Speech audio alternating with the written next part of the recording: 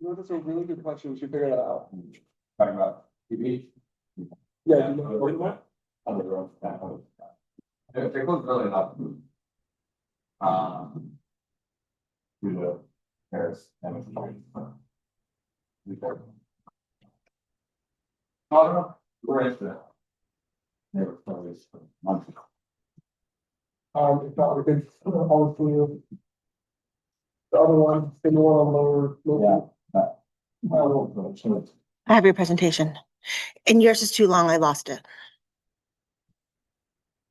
Yours is too long. I lost your presentation. I'm kidding, but yes. It's very nice to be like, okay. Yeah. Yeah. You're like, guys, I promise you it's really good.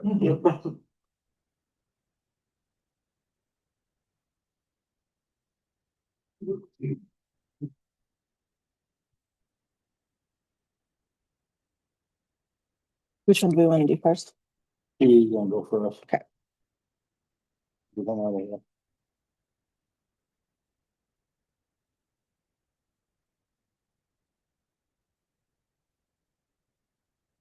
Recording in progress. Is volume on? Is mine on? Somebody's got.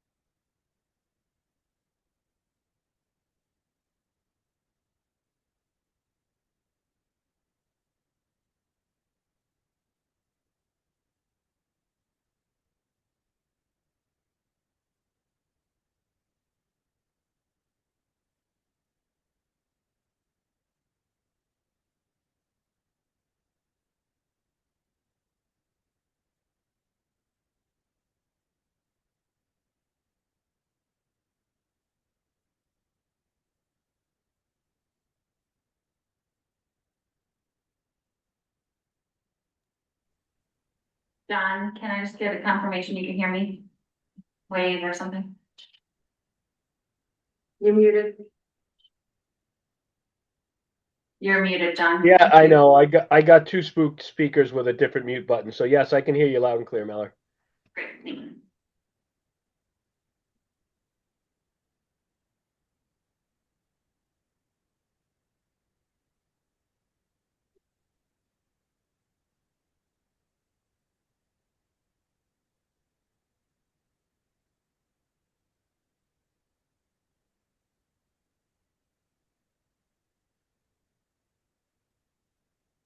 We're at 5:59. I think we can go ahead and start the workshop.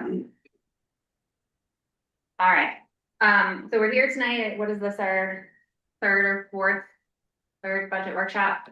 John's joining us from home via Zoom. He's not feeling that well and is choosing not to share his germs with us. Thank you. So this evening, before we start, I just want to make sure everyone's on the same page with how we're gonna move through things. So we have Chief Berger here, so we're gonna work through the police budget.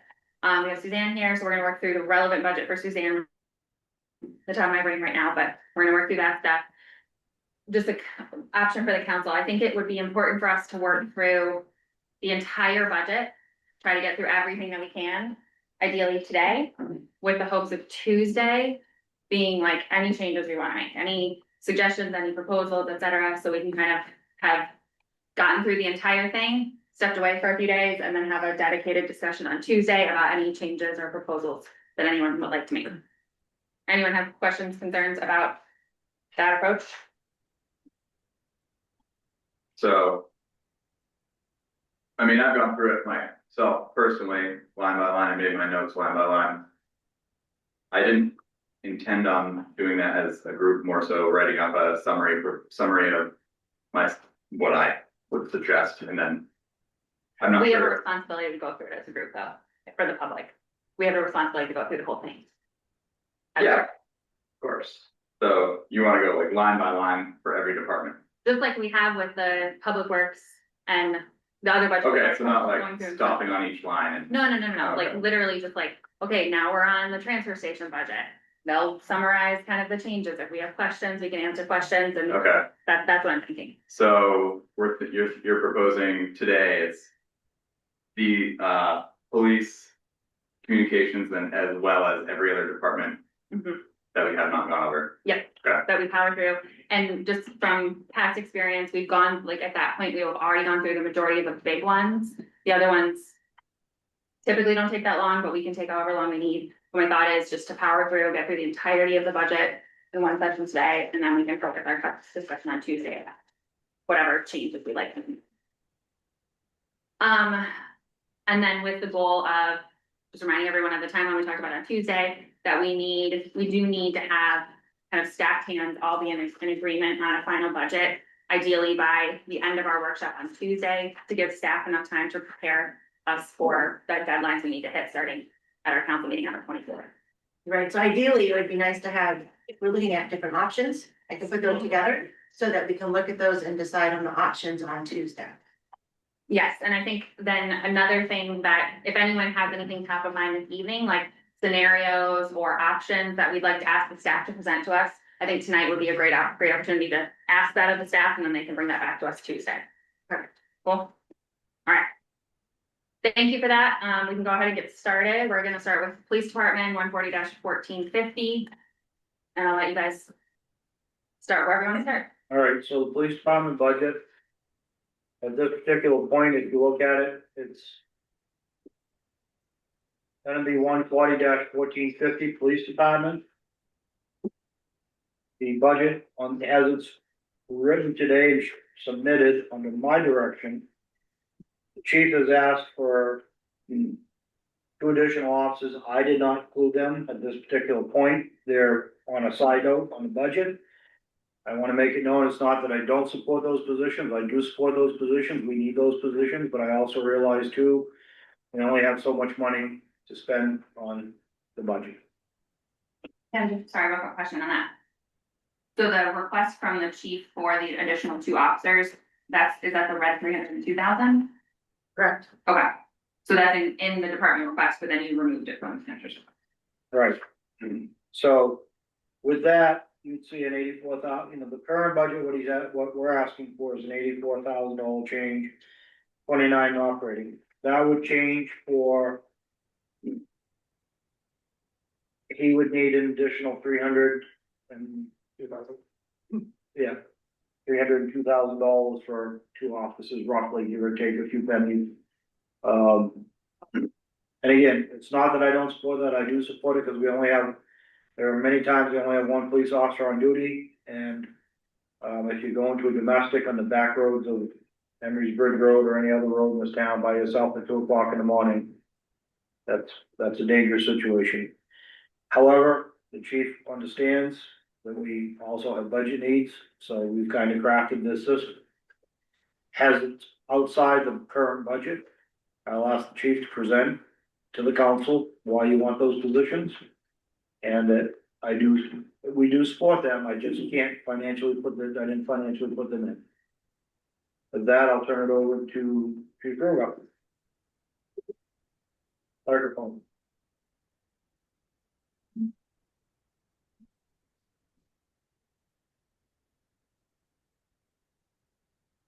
Go to the next page. Can you put it in presentation? mode? Yeah. Give me that with my glasses. Yeah. Things a little full here. I want to personally thank all of you, council members, town manager, assistant town manager, for this time to present a few facts and figures to build our town's police department from the reactive stagnant past to a proactive future.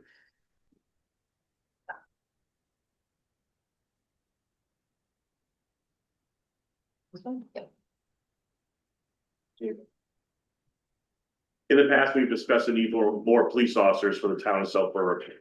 With the new small Samville approval, additional residences and the additional businesses in South Berwick, first responder services will continue to be taken beyond our limits. Now LD 1829 will only spike the residential population, the stress for calls on the department.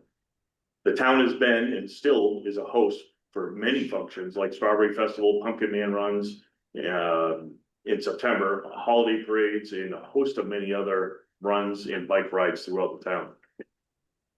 We simply do not have enough officers of coverage for all these events and have patrol officers covering calls for service at the same time.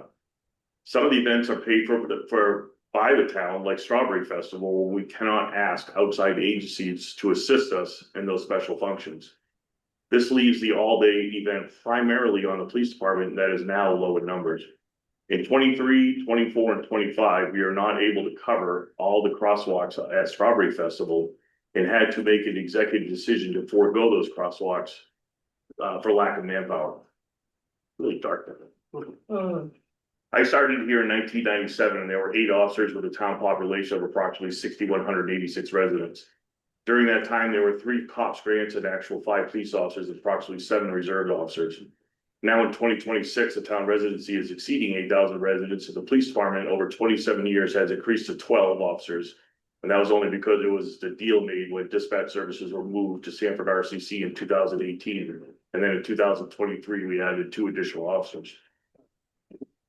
Based on the Maine's national average, 2.4 officers per 1,000 residents, the town of Selkirk should have 19.2 officers. I know that's a high number and I find those numbers seem high, and we are not here to ask for 7.2 additional officers. We are looking for the future for the town to eventually provide 18 officers for the town that will place 2 officers on every shift, and there'll be an evening administrative lieutenant and 1 community police officer. I proceeded to do a study and found that there are 129 police agencies in the state of Maine. Maine.gov was kind enough to publish a chart of officers per 1,000 residents. And it's scary to find that Selkirk is still near the bottom of this list. Selkirk officer per 1,000 residents is ranked 117th of 129 police agencies in the entire state of Maine. The agencies registered below our agency in the chart are the sheriff's offices and a few municipalities that deal with multiple town residents. In essence, we are at the bottom 9% of the list of agencies of officers per 1,000 residents. Let's just, you skip that. Where the red one? Yeah, we're the red ones. In 2022, we were given an 11th officer to employ from the ARPA grants, but unfortunately with officers leaving, retirements, going to other agencies or other circumstances, we were unable to find a suitable candidate to fill the position, so the position had to be given back to the budget reasons. In 2023, though, is when we did gain 2 for a total of 12. In the very near future, under 5 years, we will have multiple officers retiring, and we will be in the same spiral that, as we always are, without the necessary officers to subsidize the schedule. I've been contemplating the thoughts and ideas that we will temporarily have to suspend or minimize responding to civil calls, property checks, and assist citizens calls that we've always tried to strive to accomplish to make us one of the best small police departments in Southern Maine, as a call for service volume has doubled in the past 5 years. Community involvement is our biggest loss that has impacted the community. For example, we must pull the SRO to cover shifts. We have minimized teaching educational curriculum at the senior center, and also we minimize participating at a multitude of community functions. Every year we run annual reports, and in the early 2000s, we normally have 6,000 to 7,000 calls per year, approximately 6 calls per shift. In 23, I ran the numbers and it was logged at 14,184 calls for service. That equates to 38.86 calls per day. In 25, there were 15,179 calls for service, or 41.586 per day, or 13.86 shifts, calls per shift. With 3 shifts, we're at 13.86 per shift. Times for each call for service can range from 15 minutes to 2 hours to 3 days or more, depending on follow-ups. I can honestly say this shows we are a reactive department and proactivity is minimal. Not every shift will have 13.86 calls, but the calls are made up on days, making it an incredibly reactive day with no further patrol time for traffic or community outreach. This in turn makes us an island within the town boundaries. Again, reactive versus proactive. What does the town want from the police department is the question I ask. It just shows our spike in calls. The calls for service have doubled. The employed officers have not. With economic development occurring, residential push for more homes, this will only continue to impact the first responders. Example, a fire call comes in and they can usually expect 14 plus firefighters to respond. And I fully understand that they are mostly a per diem volunteer department. A critical incident is reported to school. For the initial 20 minutes, you might get 3 or 4 officers if it's during the day shift until mutual aid arrives. Off hours, you might get 1 to 2 officers arriving until mutual aid arrives, which could take 15 to 20 minutes. We do not have, nor can we have a per diem volunteers. We must look to fulfill enough full-time boots on the ground officers for the needs of the community. Unfortunately, the tides have turned against the department. We just do not have the manpower to provide every service with the limited resources we are currently at. With the town expanding annually, the first responders' resources are getting thinner and thinner, and eventually we will only be a reactive department, which equates to motor vehicle stops going down, community policing minimized. When we are police staff, between vacations, and as stated earlier, retirements upcoming soon, which I know we have one this year. We only tread water and keep up with the calls requested, and community outreach again always falls by the wayside. All in all, with a shortage of manpower, the police department will need to look into temporarily reducing non-emergency calls for service to a low priority status. Public safety is the main concern during emergency times, and the civil non-emergency calls that take time away from the investigations and true emergency calls will have to be temporarily suspended until the solution can be attained to better assist the citizens, residents of South Berwick as their constant needs. The South Berwick Police Department has not moved forward very far in manpower since its inception in the 1960s. The department runs as a reactive department and minimal proactive department. I know I repeat a lot in this because I was trying to make a point. We are at the bottom of the state per capita of 117th out of 129. And most below us again are sheriffs, but they have 30 officers in their departments. The population of South Berwick is only growing, and all I'm asking for is police department not to be overlooked. Let's become what we are striving to be, and that is an MLEAP's accredited superior police department, which South Berwick deserves. Thank you for listening to this presentation. I hope in the near future we can open discussions for additional police officers to transform a reactive force to a proactive, community-based, safe residential quaint town with a proactive, community-embedded police department. What does MLEAP stand for? It's a Maine law enforcement accreditation program. So we try to keep the residents as safe as we possibly can, but we also need to look at the safety of the officers. With them working so much with overtime, time away from the families, and burnout rates. Shootings are occurring all over the state as we all listen to the social media, scanners, and the word of mouth from other agencies. Let's keep the community safe and our officers. Thank you. Does anyone have questions or comments for the chief on that presentation? Yes, a couple.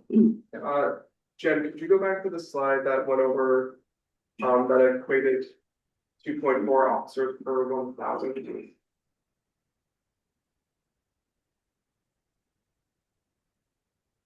So I was trying to write down the slide, it's perfect, okay. I just want to make sure I'm following this, so in Maine, the average 2.4 officers per 1,000, and we have just under 8? We have 12. We have 12? No, We it's the 8,000. Oh, yeah. We have 8 residents. We have like anything 8 and 9. 8,000, just about 8,000, little under 8,000, like Yeah. 20 people under 8,000. Okay, let's say like I have 2 different, so I was like, if we're off, and you know better, I wanna check that, okay.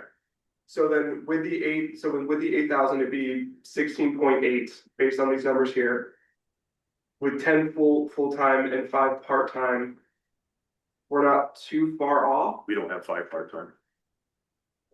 Do not have here 5. We have 5, we have 5 positions, but we only have 2 that are filled. So currently there's 3 open patrol positions in the budget that are not filled? In part-time, yes, because we can't fill them. It's just, the people do not want to, as you know, police officer jobs are very difficult to fill, right? No, okay, that helps. So we currently budget for additional, right now, we don't have qualified applicants. Right. Is that correct? Yeah, I did just hire one. He's just not trained yet. No, it's perfect. And then the grant that you had in 2023. But the No, grant. that was in ARPA grant in 2021 or two. Yeah, Things like COVID. just COVID grant. Oh, okay, I wanted, okay, Yeah. perfect, okay. Because we couldn't fulfill, we had a deadline, we had to turn the money back in. And assuming it's the same issue that you're facing right now with not a lot of qualified candidates. Right.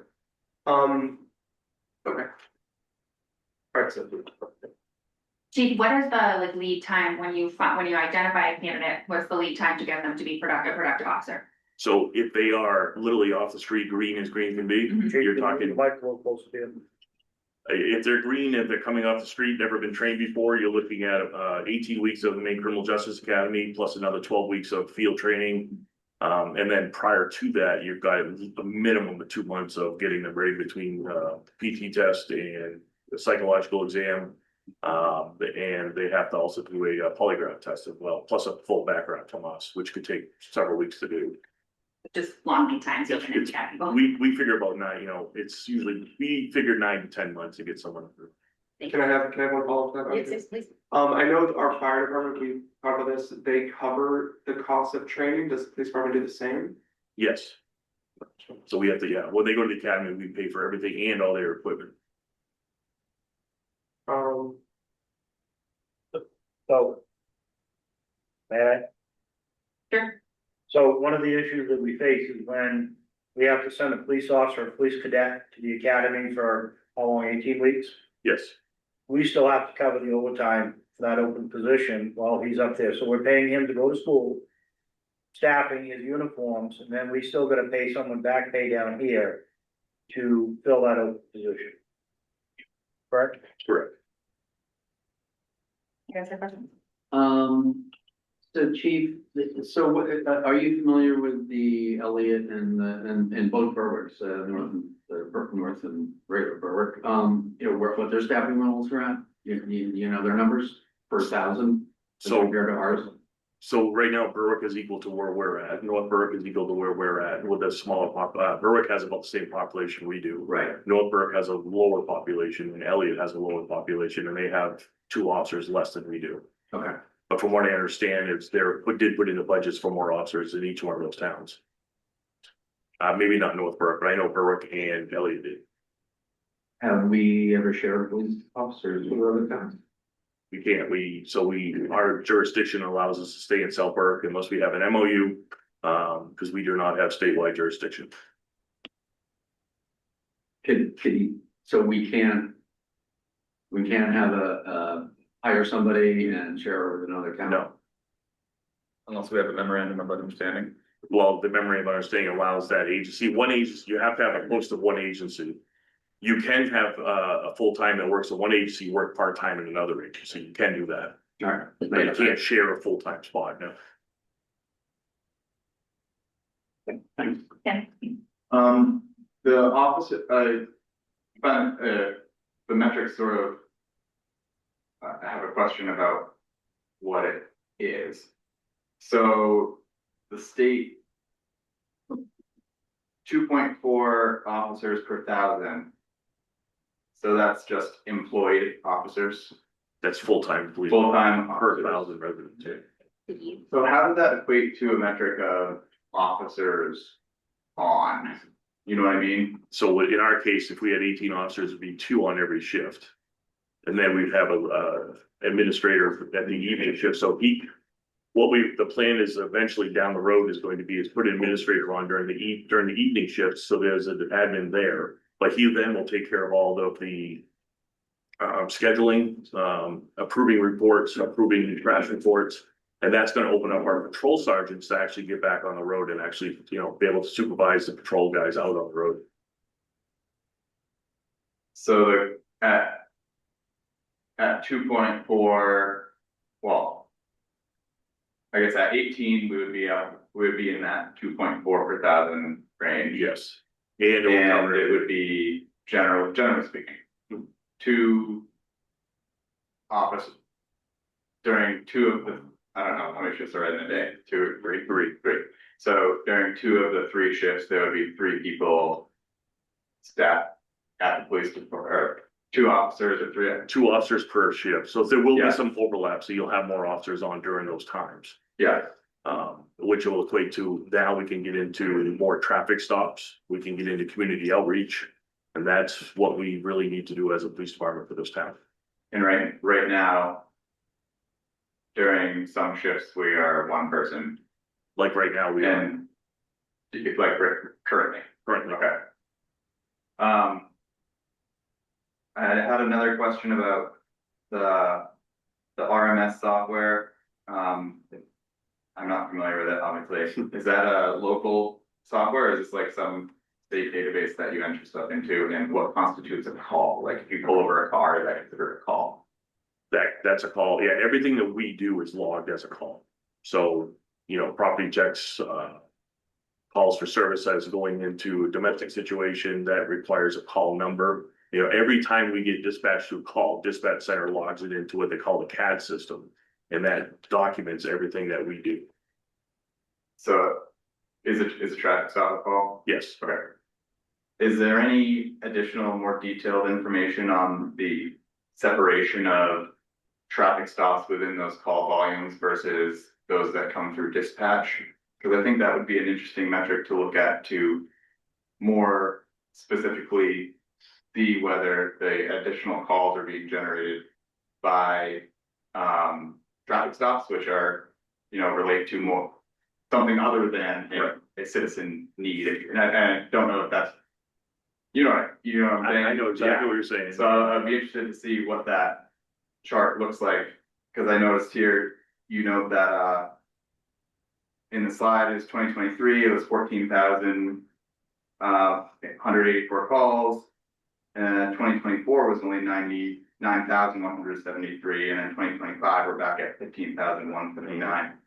So I was just sort of weary using that as a metric to validate, because it is fluctuating, and part of those call volumes are related to traffic stops. A question for Tim and Jim, or for everybody. So the budget increase as a whole reflects the new police contract? Yes, Okay, yes, which goes into effect July 1? July 1. Okay. And so for Council Flintstrom, the RMS software, specialized law enforcement software, it's custom made by, there's 2 bidders, there was Motorola and one other We bidder. just are now changing over to Motorola Flex. It's called Motorola Flex, but it's what the 911 comm centers use for their police departments, dispatch call CAD software. So you call 911, brings up your name and your cell phone number, and then they can enter that, then they immediately, it'll say South Berwick, right? Then when they enter that, hit enter, it generates a computer aided call number for the South Berwick Police Department, which is now attached to that report all the way through. So hypothetically, let's say it's a robbery, right? Someone robs their gun and they go down and they end up catching them. From the time you call that robbery in, the time it goes to court, the dispatch CAD number is assigned to it. So it tracks all the paperwork, and it tracks all the times you give for police is off the scene, if they've made an arrest, notes into the case of what, you know, the description. That it's very much protected for just law enforcement. It's directly from Sanford dispatch to the police cars, and we don't have open access to it. It's a very much closed system. Oh, that's fine. I think it's just when, again, want to make sure that when we're evaluating, making decisions that are being validated by call volume, then if they're fluctuating over years, where this peak, you know, and Right, And- but even the. I'm not doubting that they're going up. I'm not saying. Well, that. even the calls back when they were only 6,000 or 8,000 included more vehicle stops. That's how much we're going at. Yeah, Chief, can I ask, so you've made the case, and I know we've kind of seen it in the past that we're a more reactive department, and, you know, adding more staff would make us more proactive. Help me understand, if that's the case, like what, but we are consistently one of the, communities that is conducting the most traffic stops. Because that's the leadership that we're putting out there, that I don't want them sitting in the station, I want them out there actually doing their jobs. Okay, so that's happening because That of is your happening. leadership, so we're still able to do that despite lower staffing, but to your point. Correct, so Community these guys are outreach. coming in, they're staying in their cars almost the whole shift, and they're out there, making motor vehicle stops. Thank you. Question, I have a couple, so off the software that you talked about, which sounds great. Is that being shared between you guys and our police, our fire department? So it's a different, they're using, I believe, First Due, which is associated with the Microsoft. So anything that the CAD dispatches now, they're gonna be able to see on their end in their trucks, if it involves a fire call, but they won't be able to see our police stuff. So, trying to clear the confusion. It's, these two softwares are county-wide it's through the communication center. It's not us individually. We just have to buy into the program. They'll tell us it's $100,000 cost. We just have to pay it. We can't do anything about it. No, is it, do we pay a certain amount of licenses? Is that what it is? Or, We're paying for the use of South Berwick to be used in that CAD system, fire and police district. okay, so it's already shared, okay. Is that the Motorola software records management? Yes. Yeah. Yeah, it's So called, it's on the, Right, just wanted to- Yeah. Yeah, that's what we're swapping. So about every 10 years, the system runs out. So there's two sides. There's the fire side and the police side. So usually there's two 911 operators. One sits at the fire sub desk and the other one sits at the PD desk. And now when a call comes in, the first question asks, police, fire, or ambulance. You say police, then this person takes over and starts assigns a CAD number when it says South Berwick, gives it a number. If it's fire, same way. My department head meeting, when I say the fire department's had 72 calls year to date, the 72 calls logged at the dispatch center. Got it. Want to potentially move into some creative accounting with you, chief, if you don't mind. So running the numbers here, looking at the part-time roles that you have, counting the 8 positions. Because the 1 admin assistant, the 5 part-time patrol officers, one ACO and 1 custodial. Just doing the breakdown. That's averaging about like 17.3 thousand a year. That we're paying for them, that's not including benefits, correct? how much $17,360. for the part-timers? Yes, Oh, it all depends on how much they can work. And that's a little bit skewed because the It is. admin does work No. 30 hours a week. okay, so then going to the full-time then. Because none of this includes the cost of the benefits as well, correct? Correct. Yeah. That's a little bit under 90 divided by the 11 full-time positions. Would it be potentially more advantageous rather than decreasing the request for part-time, shifting a little bit of a request rather than 2 full-time positions to maybe do more to the part-time to make them a little bit more? The problem we're having is the Maine Criminal Justice Academy wants to do away with the part-time program. Okay. So They what haven't does that done mean that for yet, us? but Yeah. that's what they're talking about. So the part-timers that we do hire right now, I am only looking for full-time certified that work in other agencies. 'Cause that way, if they do have to work alone, they can do everything that a full-time officer can. The problem with the reserve officers, they're not allowed to do everything a full-time officer can do. Mhm. So if he goes to a motor vehicle crash with an injury, he's not allowed to cover it. Because it's injury. We have to call someone else in, so now we're paying overtime to go in there and assist him. Got Do you mind if I just clarify one quick thing Mhm. from that? So what you just said is that, so a green officer would, based on how things are looking, would not be able to complete the Criminal Justice Academy as part-time employee, as a part-time police officer. If he's part-time and he wants to go full-time and he applies and he gets a job, then we Mhm. send him to full-time academy and he comes out as a full-time certified police officer. Oh, so like the part-time, if I'm a part-time officer, I have completed different qualifications than a full-time A officer. part-time officer goes through 130 hours of training, that's it. Got it, okay, thank you. So a part-time officer, if there's any serious crime or robbery or assault, murder, any of those things, right? They can't, all they can do is go to the scene and make the scene safe, then they have to call a supervisor or the chief, somebody who's trained and certified as a full-time officer. And unlike the volunteer fire service, where we can they hire people and then they train them through the firefighter 1 and 2 program. There's not a lot of people signing up for the part-time because you still have to go through the part-time police academy. Got it. This, that is something else, honestly, I didn't realize that there was, I thought it was just a matter of like how many hours they were working, I didn't realize it was a certification. You know, Yeah. it's a certification. And they have to go through the full background with polygraph, psychological, they have to go through all of that, just like they would have as a full-time for the background. Even though they're only doing 130 hours training, and then we train them for another 12 weeks beyond that, as much as they can come in, which could take 6 months or 8 months to give them the full amount of hours they need to train them. Sort of a general question, do we use the same IT people for police? Okay. So I mean, because I see 8K here for, you know, as an increase, but I mean, it's the same folks that do the work for town hall.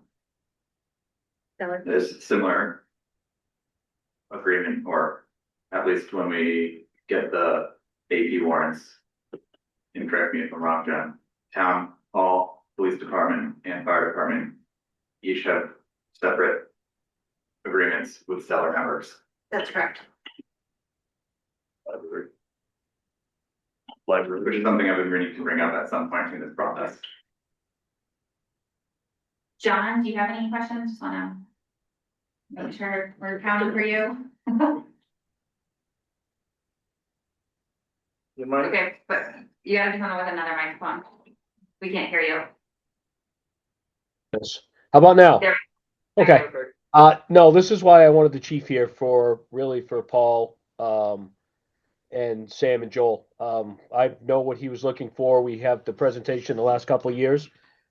They've done a fantastic job and they're undermanned. So I just wanted everybody to hear it, the public to hear it, and we need to do what we can to support them. That's all I have. Thanks, John. Questions on please, yes. Is it, so every month we get sent out the, I guess. This would be the CIP and reserves. Update with the expenditures and interest earned and total balance. One thing I noticed was that police education has their own reserve account. So that was an officer that left us. And he went to another agency because he had left within the first 5 years. That agency had to pay us for that because we trained him and we paid for it all. At the academy. At the academy mandates Okay, yeah. that someone paid, that they have to pay some of that money back. So that's what that is. I just want to, yeah, okay, so the current balance, the stated balance. As of this report was $36,926.15. Mhm. And then of your operating budget. You have $27,500 in there. So my first question is that approximately what one officer costs? Training, No, or is so- that? Every officer has to do 40 hours. I mean, they have to do the normal, the academy mandates that we have to do a certain amount of training every year.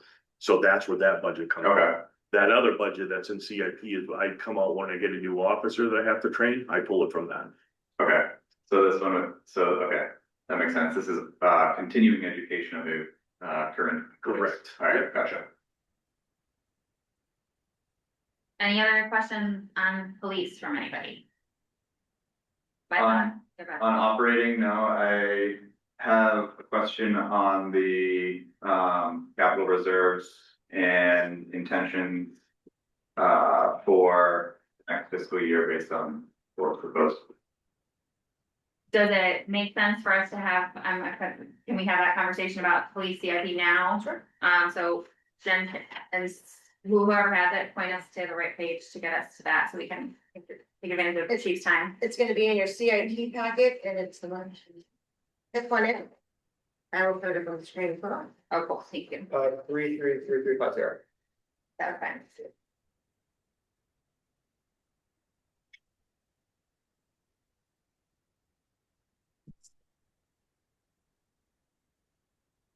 Jen, like, just a question for the chief. Again, one of work, okay. So you mentioned like potentially they're removing the part-time option just across the board here, but looking at what we offer for the 8 people that you have there, that doesn't even cover one full-time person. How many just to give me some background, you've been asking for 2 additional officers for a couple of years now, correct? Is it? Have we ever tried just one and doing like a phased out approach over a couple of years? Not that I'm aware of, no, not since I've taken over, no. Okay. That might go good.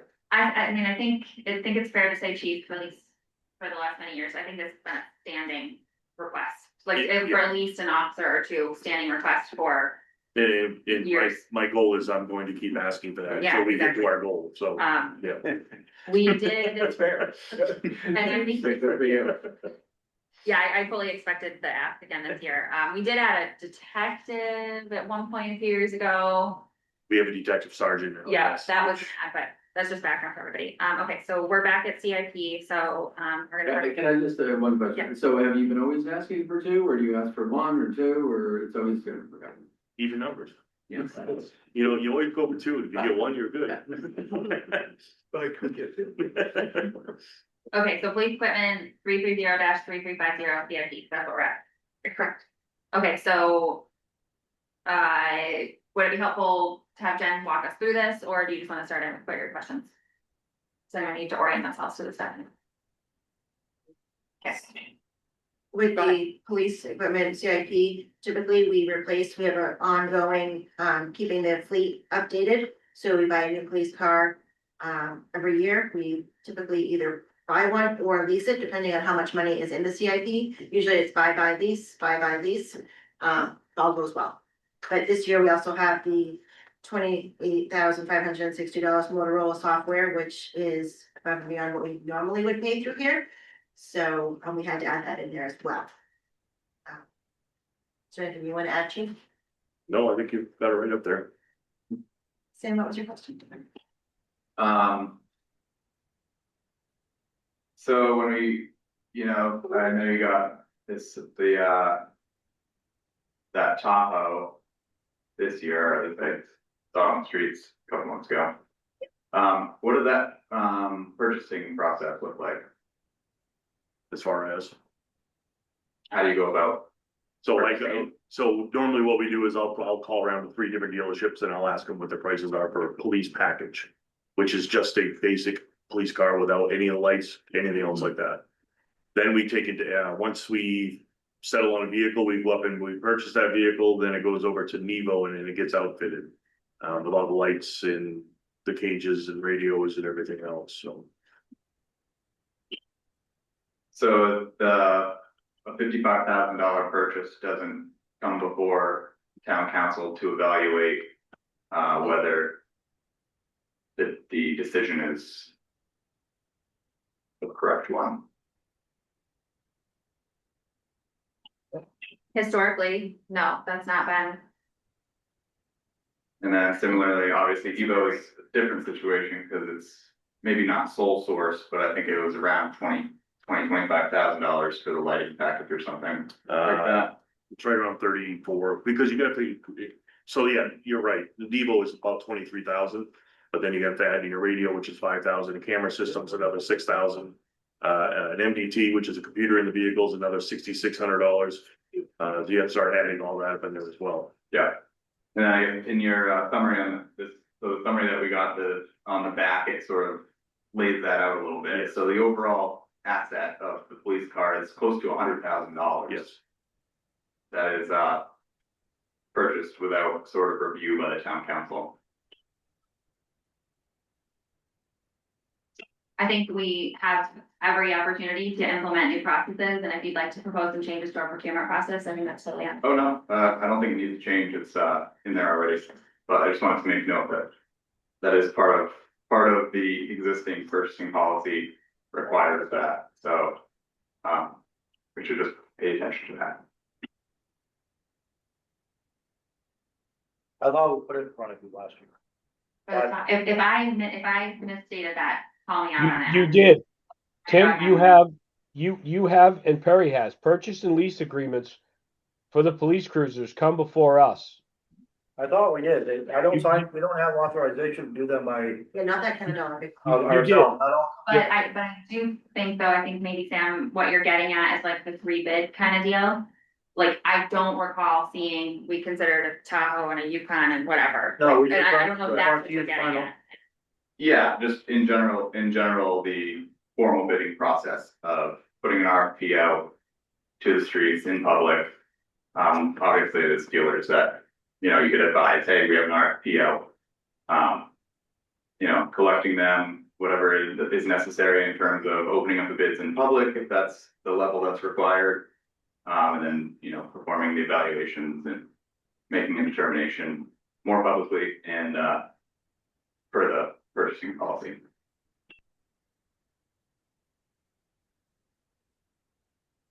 Any other CIP related questions, comments, or concerns from anybody? For the police equipment CIP? For the Motorola software, how long are we locked into that contract? Is it for another year? Yes, we do have that long to pay for it. And then it gets, And then it that's goes not the on. end of it, then it goes on, And then- because that's your licensing software, Yeah, licensing fees, I should say.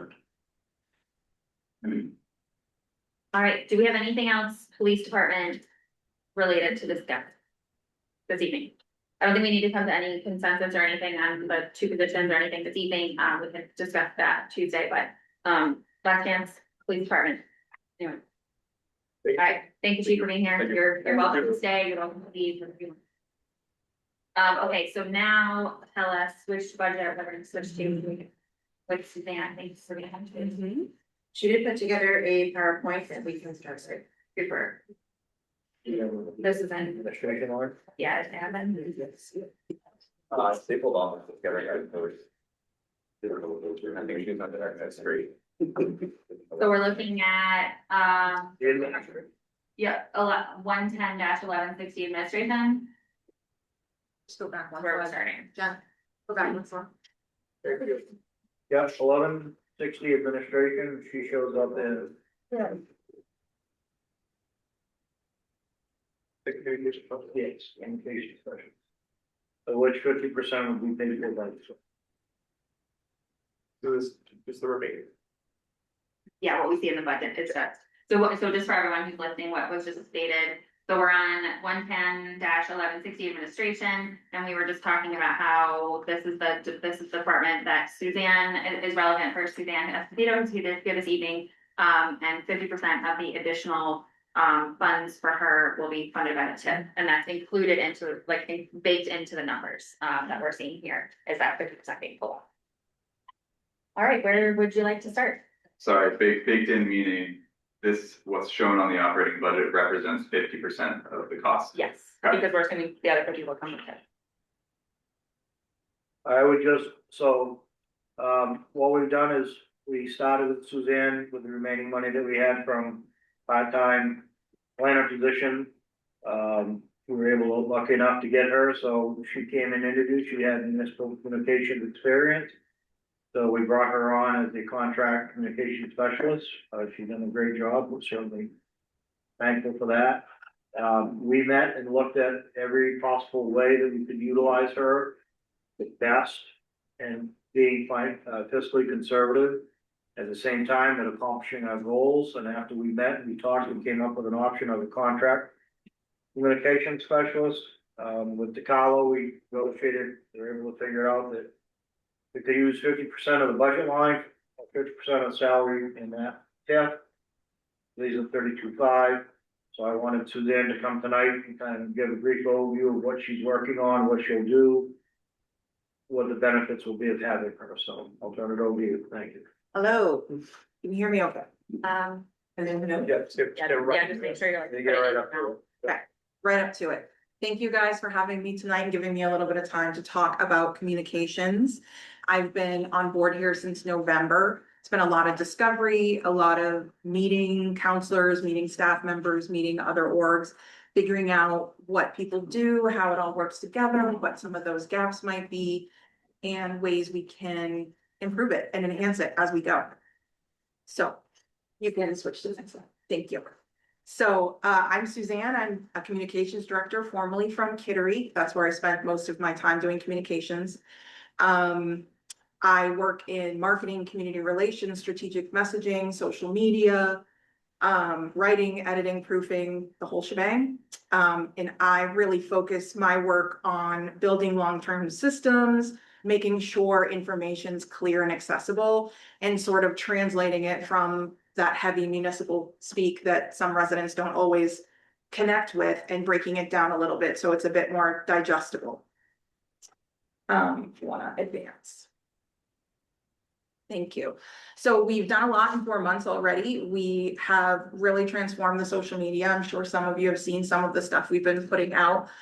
We've had pretty much a 5-time increase from where we were. So consistent, the town wasn't putting out consistent messaging. We maybe had a post a week, maybe. So we're doing daily posting, daily reminders, weekly reminders, seasonal information, weather information, all of that. Our Facebook views and interactions are up 20%, which is great in the initial, because, you know, we don't have a whole long-term strategy yet. So that's just from sort of people seeing things happening, which is great. We've seen an uptick in our e-notify subscribers, which is very important because our website is our home base for all of our information. So we've had about 313 new subscribers just from November, which is almost half of our total e-subscriber list. So in the first 3 months, or as we look at a long-term position, we're going to be focusing on 3 major initiatives. The first one is going to be the website overhaul for accessibility compliance. There are new changes that are coming for our community for April 2027, and our website has to be fully compliant for digital communications by that time. We are not compliant currently with the state law, so we have a lot of work to do to get us up to compliance. So that's going to be a lot of that work. Informing some of that work will be brand identity work. We're gonna, because the South Berwick town doesn't have a unified visual or verbal brand right now, we're gonna establish one. So I know the downtown revitalization group is already working on branding in terms of wayfinding signage. And I've talked to them, so we're gonna make sure that what we do will envelop what they do so that we can work collaboratively and use some of the same elements. And that will help us as we're doing the website, because we'll have to update the website with all of that new branding. And then number 3 is everything else. It is the day-to-day communications, the operations, the council initiatives, the departmental workflows, communication between departments, all of our materials, letterheads, agendas, all of those things, and sort of streamlining processes both internally and externally so we can clear up gaps, make faster decisions, and sort of reduce bottlenecks that might be trapping up staff a little bit. So just a quick little informational on digital accessibility in case you're unaware of what digital accessibility is. Accessibility means essentially making websites and mobile apps usable for everyone, including people with disabilities. So when government websites are accessible, everybody can independently do what they need to do without further assistance, whether that is register to vote, whether that is pay their taxes, read a report. Everybody needs to be able to do that regardless of their abilities or disabilities. So the Department of Justice issued Title II on the web and mobile application accessibility rules in 2024, which means state and local governments must comply with their WCAG 2.1 level standard. We currently are not conforming to that standard, and that standard is increasing in 2027. So that is a law, it's enforceable, and non-compliance could result in legal action and often does. So for a little bit more information on what that means, what digital accessibility is, it means clear navigation, mobile responsiveness, plain language that is accessible to people of different learning abilities, color contrast for people that have, you know, color issues, cognitive issues, screen reader ability, making sure all of our images have alternative text, and we have transcripts and captions for video. Most of that we don't currently have. So that will be getting us up to speed and making sure that we're compliant with what we are legally responsible to provide. So looking ahead, if we're looking at the next 3 months, 6 months, 12 months, this is what I'm thinking will be sort of the day-to-day project workload. The first 3 months, we're gonna work really heavily on the brand identity development, kicking off our website overhaul, which will take probably 9 to 12 months to complete. So there's a lot of work in that. And that will be leading department meetings to figure out what our comms needs are and what services they need. And maintaining our regular communication, event coverage, all the stuff we're doing now. So by 6 months, we want to expand that brand identity into a full branding guide, finalize our website design, architecture, navigation structure, and begin incorporating our new town materials, town branding, and provide training for staff so that they know how to use our branding and they know how to use it within our documents. And along with that, I've already started it, but I'll be working further on sort of an annual content calendar. So we have predictable sort of ideas of what we're sharing, what we're posting, so that if I win the lottery, say, you can continue posting and you know how to pick it up and nothing dies with me. And anybody can pick it up and post if they had to. So we have a little bit of redundancy. In 12 months, we're looking at our new website launch and making sure that we are fully compliant with the new law by April 2027. We will have to do extensive training on that as well with the staff because we will have a whole new website with all new technology.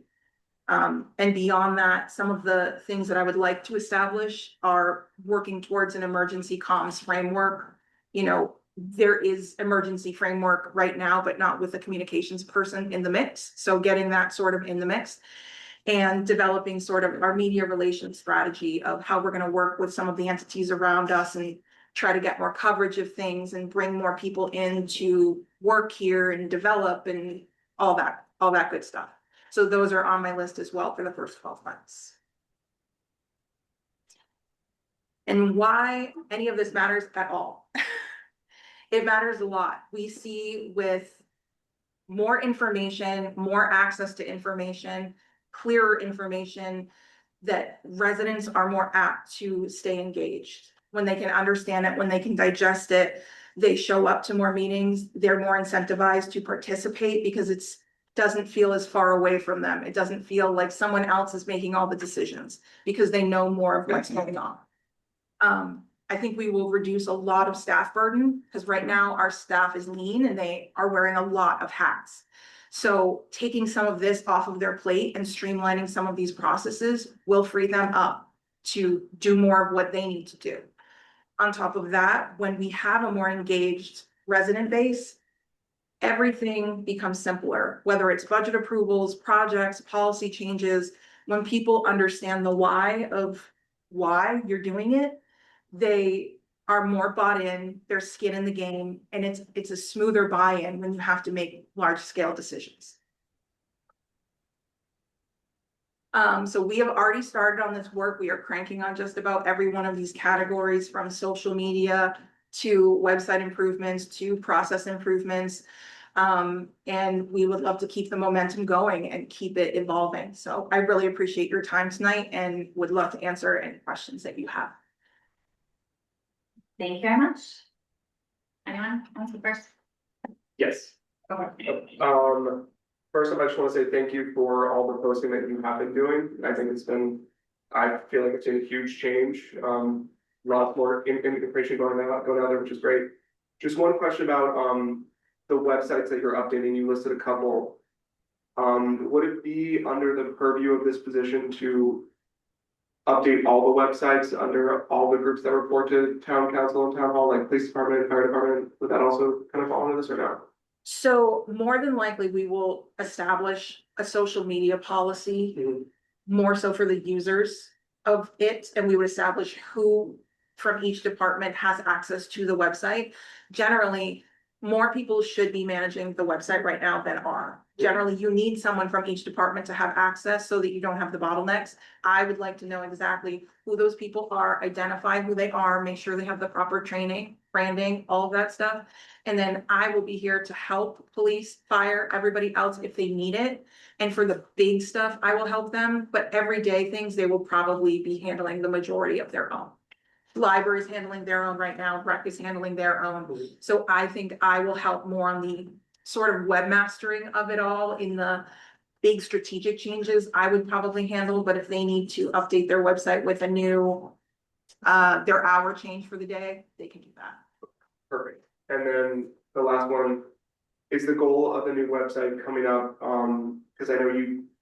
Through like May and everything, you can do a lot of things you have to do in person right now through the website. Yes, Is the goal, like, do we see the goal of that reducing yes. the amount of hours and everything that would require people to come into town hall? I would love to move us as close to a fully digital, you know, having everything be digital services as well as in person. For me, accessibility is twofold because you have digital accessibility, but you also, we have a lot of residents that are older. We have residents that don't use technology. So when I am coming up with solutions for things, I need an analog solution and I need a digital solution. But moving to a new website platform, the one we have now is insufficient at best, but moving to a new platform, many of the things you folks have talked about at your meetings for wanting, you know, online permitting and things like that, all of those open up to us by getting us on the new platform. So whether it's down the line, when there's budgeting, online permitting, different transactions, different registrations that are all online, yes, it would be to grow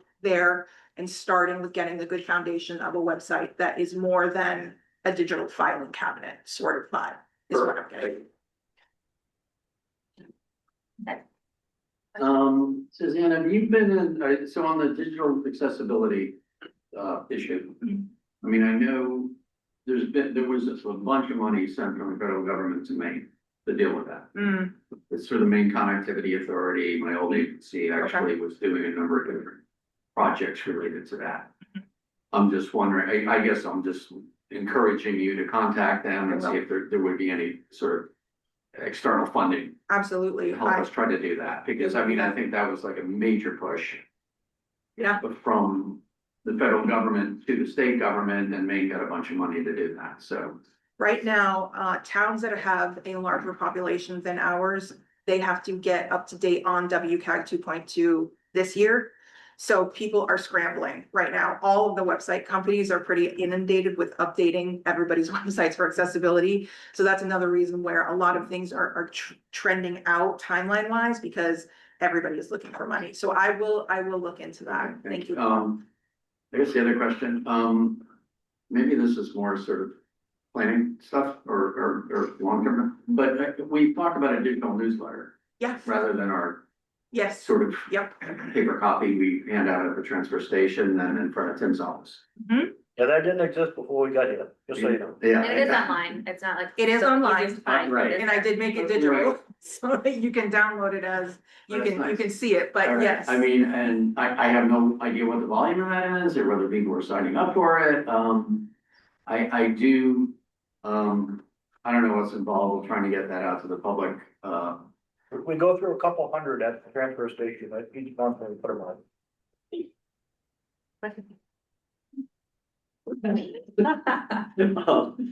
So, yeah. Okay, I mean, I think that's fine. I mean, I'm just trying to make it. The newer easy to follow. platforms have it built in.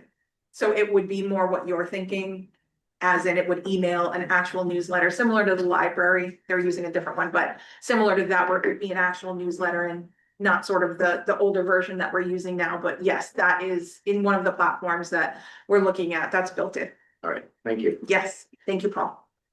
Yeah, While we're talking website, do you know, I know rec department uses Civic Plus, town hall uses Revise, fire department's on the Revise, police department also on Revise. Yeah, they're all under us.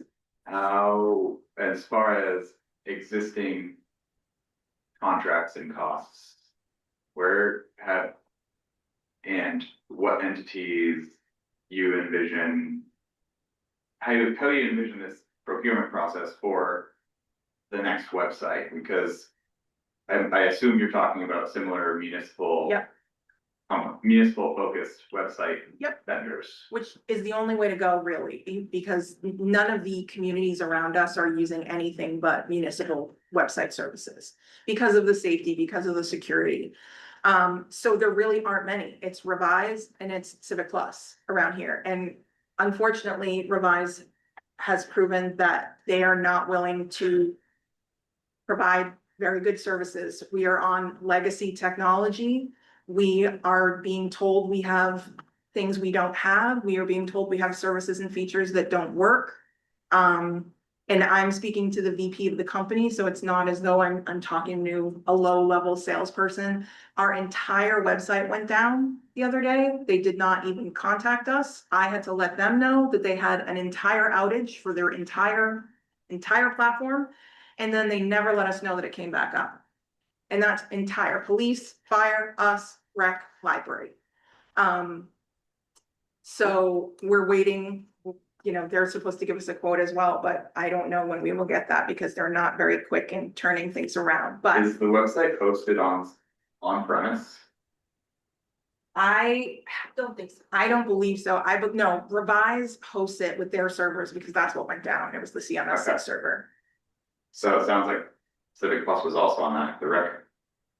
The rec. No, the rec doesn't use Civic Plus. The rec uses Civic Rec, which is just for the scheduling of rec programs. So they use Oh. Revise for the website and then they're already on Civic Plus. So they're already using part of Civic Plus's program, but they're using it with Revise. Oh, okay, so specific, yeah, because their website is confusing because it's all 404s on their. Cause they have, sidebar, cause they have old code Okay, so- that Revise did not Yeah. upgrade.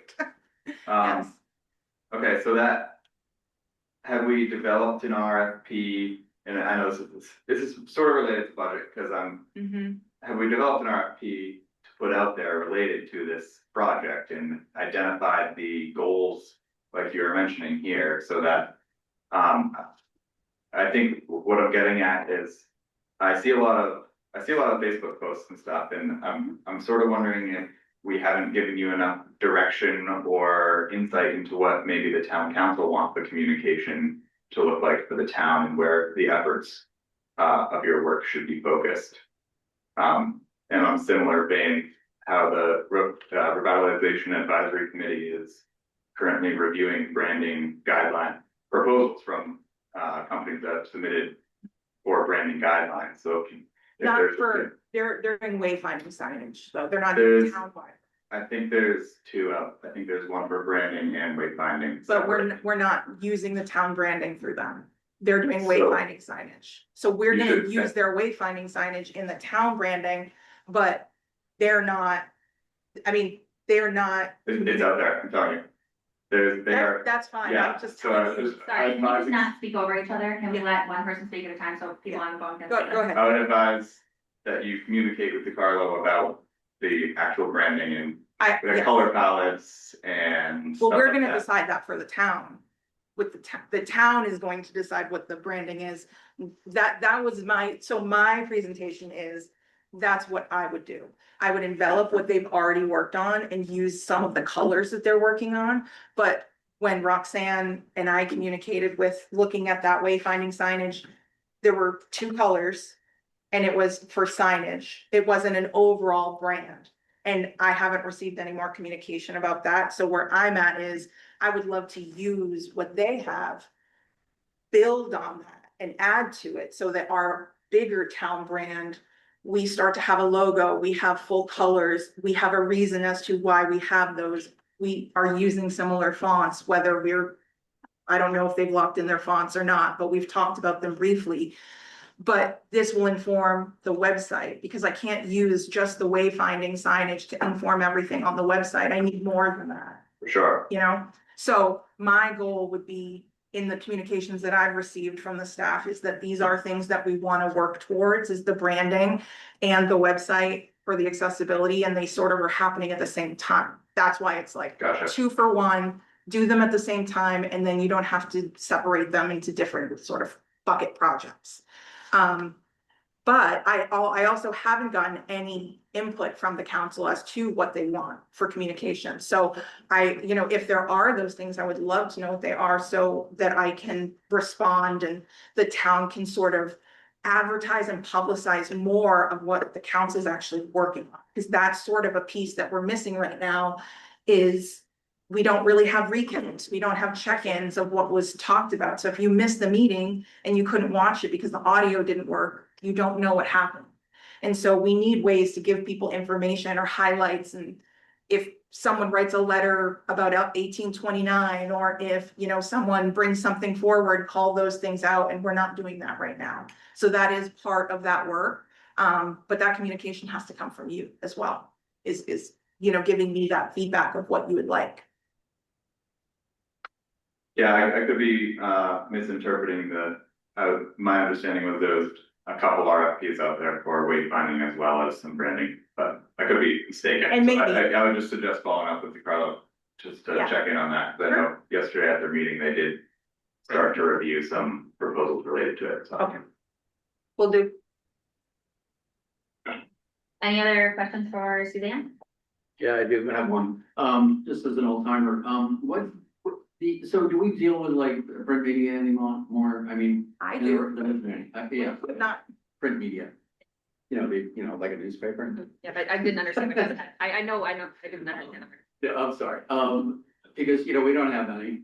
I know, well, we do, we have the Southborough Reporter. Right, We have that's the not even print there. We have the Sentinel. Right, but- and I guess I'm interested in, and I don't know if that's even an avenue anymore. I mean, we all get the Sentinel, we get it every week, and then we use it to put in the fireplace, but, it does provide, information, I think. I think so too. And- Generally- And I don't, I haven't seen a lot of stuff about South Berwick in there recently, and that's not on you, I mean, I just don't know. And I think it came up the other day, are we using it to do public hearing notices or whatever? Anyway, I guess my suggestion is that we shouldn't totally ignore that anymore, because I do think there's a large part of our population who probably still, that is what they use. Yep. I send things to the Sentinel often. Okay, They don't always share them, but I Right. do. But generally, if it is a big PR push, like when we got the grant, when the PD got one of their grants recently, it goes out to Seacoast Online, it goes out to the Sentinel, it goes out to the Portland Press Herald, goes out to any of the local ones that I can find. And then as I establish new media contacts, I add them all and generally will blast it. Anytime there's good news, I will definitely blast it. but I think the top of their heading, the top of the newspaper says, we only print good news. Perfect. There There you we go. I think it would be a good idea for us to, I don't know if it makes sense to have it be a workshop or just an agenda item in the future, but for us to just be able to kind of have a conversation, like a public conversation with Suzanne about like exactly what you asked of like, what is the council looking for from a community Yeah. perspective, so. Should be in a general. Yeah, so I think, in the next few months, probably, I think maybe we have some humps to get over, but in the next few months, we should certainly do that. Absolutely. John, any questions or anything for Suzanne?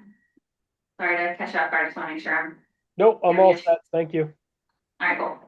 I have one more related to the operating budget of admin. Yeah, I don't know if it's Suzanne or else. Contracted services, and I noticed this on one of DeCarlo's flyers and also the fire department's hiring flyer, the QR codes they use. You scan them and then they put you through to not directly to the website that the QR code is there, and I'm noting this not only because I think that's peculiar, because we obviously have a subscription to Canva, which among other programs can generate a QR code that won't put you through an ad. But it says that QR codes is in the contracted services, and I don't know, are we paying to generate QR codes? That will be if we bring Suzanne on so she can use that. Would you, Good. can I respond? So right now I'm a consultant, so I don't have Canva through the town, so I don't have anything through the town. So I'm using my own services, everything I have. And unfortunately, Canva does not give you great editing of those QR codes. I can do that a lot better in a third-party app that is very, very low cost to edit it, because oftentimes the Canva one will only do a black and white certain. You cannot change the enhanced levels of reading it in the shapes and anything. And oftentimes we need to change the colors or we need to tweak it a little bit, and it's much easier to use the third-party app. And currently I'm using a free version, and on a certain number of clicks, it will show an ad prior to delivering. But That's just because I don't have any access to that tool right now, other than what I have at home. So that wouldn't happen long term. It would go right to the website. Yeah, I think in general, from the standpoint of us being an official government entity, it just sort of was a head scratcher to me that when you scan something on our flyer, you got put through a ad wall. Mm. We're on admin. Does anyone have any other questions for admin, since figure we'll just wrap it up, wrap this one up. I mean, not for you. But- Yeah, I'm sorry, just clarify, just kind of on the whole, but the whole page, thinking, we'll wrap up the whole page right now. Okay, so should we, let's take a. I think if you, No other- if no one has any other questions for Suzanne, absolutely. Okay, Feel free to get out of here, feel free to stay, Thank you. whatever you wanna do. Yeah, sure. thank you. Thank you Thank so you, much. everybody. I just want to make sure we're free, because I have questions about I would like to hear more about the either. Oh, yeah, totally, we're not done. Okay. Thanks, yeah. Thank you. Since we're already on administration line, if I'm cool, just continuing. Yeah, okay, that's what now. Yeah. Oh, Okay, so we're now just looking at the entirety of 110-1160 administration. Questions, comments, or would we like Jen or Tim to walk us through this? Or One of the reasons I have the two bright pink boxes on the right-hand side is if we do hire an HR director, we can keep the HR consulting low. If we decide not to hire an HR director, we would have to increase the HR consultant's line. We just wanted to bring that to your attention. how many hours did we use the HR consultant last year? I do not have that on the tip of my tongue, but I can let you know. The to date is $795. So it's pretty minimal. I just, this might just be lack of understanding, but hearing that and kind of understanding, you guys know better, but do we have a need for a full-time HR director? Oh my God, yes. But can you walk me through as to why? A lot of personnel issues take up a lot of time. A lot of time. I can come in and think I'm gonna work on accounting all day and I don't even get to touch it. We do have her do investigations now, so that has been taken off my plate. She would help with the new hire process, help with interviewing processes, make sure that we're up to date on the laws. I do some of it, Heather in my office takes care of the benefit portion of it. She also does taxes. So we have kind of a shared duty with multiple people trying to do the best we can with human resources, which is really important for the staff to have someone to go to. If any questions, concerns, issues.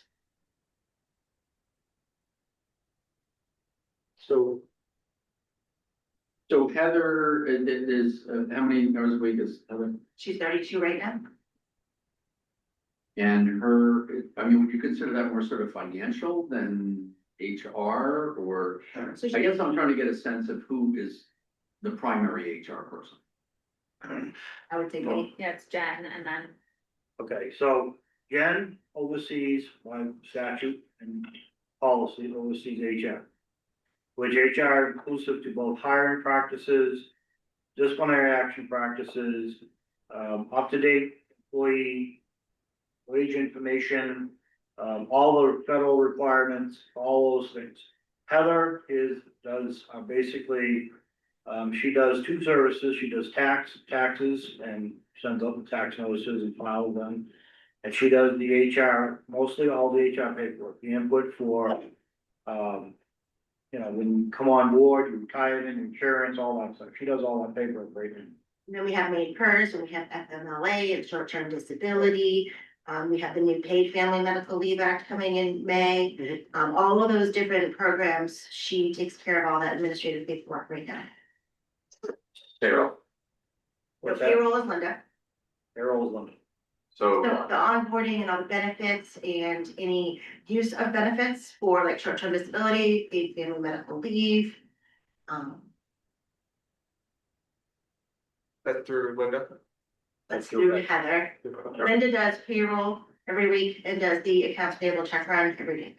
Those are her two main things that she does every week. So in the state of Maine, public employees are protected under the due process standards where there's a very strict policy we have to go through on any kind of process, and it starts with our HR policy in-house where they have to follow the chain of command. So if you get a complaint, you gotta go to your supervisor, that's how it works like in every other business. And then if you don't like that supervisor's answer, and so forth and so on. At some point, if it becomes a written complaint, then there's a whole step process, the employee has to be notified in writing that that there's a potential complaint against them, what the complaint is. They have to sit down and get interviewed by an independent party who not gonna judge them. That's usually Jen, or it's gonna be Betsy, but at Betsy, how much is Betsy charging now? 150 or 175, I think she's. So we try to do what we can in-house depending on how the severity of what it is. So Jen will do the initial investigation, talk to all the parties involved, all that takes time, because you got to document that. So if somebody says A, Jen has to set a time up, interview them, and anybody that's involved in that, she has to set up times to interview them. She may or may not confer with Betsy or, the HR attorney. And at that point, she has to present it to me for review to see if in fact it's violated any codes, conduct, standards, policies, whatever it is. Then generally, I'll meet with the individual and decide, interview them, confer with either legal or person or Betsy, the HR consultant, and make a decision on that. And that goes on whenever there's complaints, whether they're from the outside, inside. They could help with the annual training. There's a lot of different pieces that are spread out between what Tim and Dawn takes care of the annual training, that's a must. Tim does that training, or the HR person could do that. We all have taken, it's like 4 or 5 of us, all take a small piece of HR to try and make it work the best we can. So having one person doing it and doing it well, instead of us all doing it, my background's in finance. I'm not gonna sit here and tell you I'm an HR director, I'm not, but I do my best at it, best I can. So to have someone who is dedicated to that, I think, we benefit staff. Because the rest of us trying to get by with what we know. It's handling the every day-to-day stuff, whether there's thousands. So I did call, at Paul's request, I did try to talk to some of the other town managers. Talked to Mike Sullivan and Elliot. Mike said, great idea, but no, we're all set. He does. Sorry, you're speaking about like the potential, like to share an HR person with Correct. another town, okay. And Mike said, him and his assistant town manager share those duties, they take care of it. But he said it is a debacle, he said, and the only reason they don't have one is for the exact reason that he said it costs lots of money, and we do the best we can, and they use their lawyers. Arthur and Berwick uses Betsy like we do, and he has an in-house consultant, so he said I haven't got a hold of Dwayne yet, Dwayne hasn't returned my call, so. Have we looked at what, I mean, that cut the cost of that, and I know how.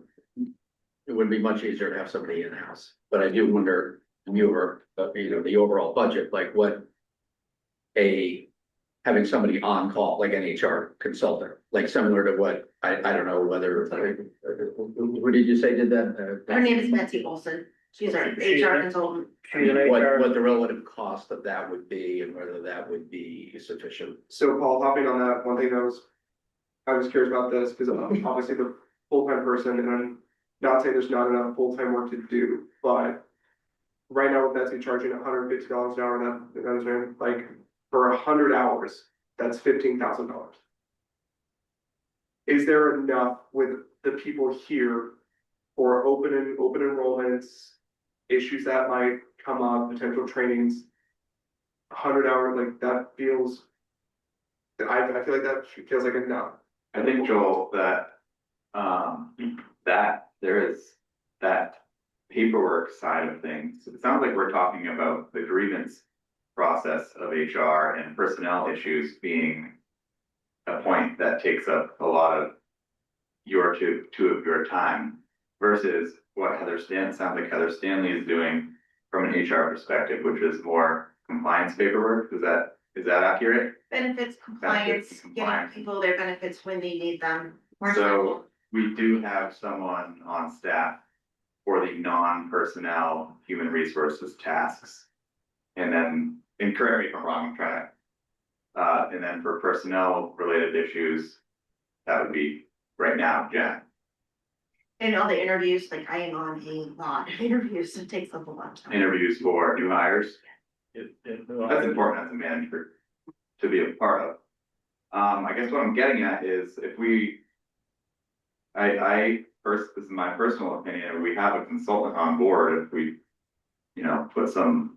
It clearly looks like they're underutilized, and it sounds like you guys are taking on a burden that we already have a line item in here for someone to take on. It doesn't make sense to me to hire an FTE right now, since we don't really know the full burden of that task. I think if we just, my understanding is that it requires authorization to contact that HR person. Why don't we make them primary contact and see where the money goes? And if it starts getting out of hand, then I think we have something else to talk about. Is there any, I guess, like, what is the logic behind requesting a full, like, is there a full-time, like, is there an opportunity for this to perhaps be a part-time position that maybe we could phase into it being a full-time position? I would say no, and I would say because there's so many requirements and standards for an HR director. Mhm. And the laws change so much and so often that they have to go to so many conferences. As Mike from Elliott said, he said, you know, you should be going to 10 trainings a year if you're an HR director specialist. I don't have time. And so and I don't disagree, we can have the consultant, that's fine.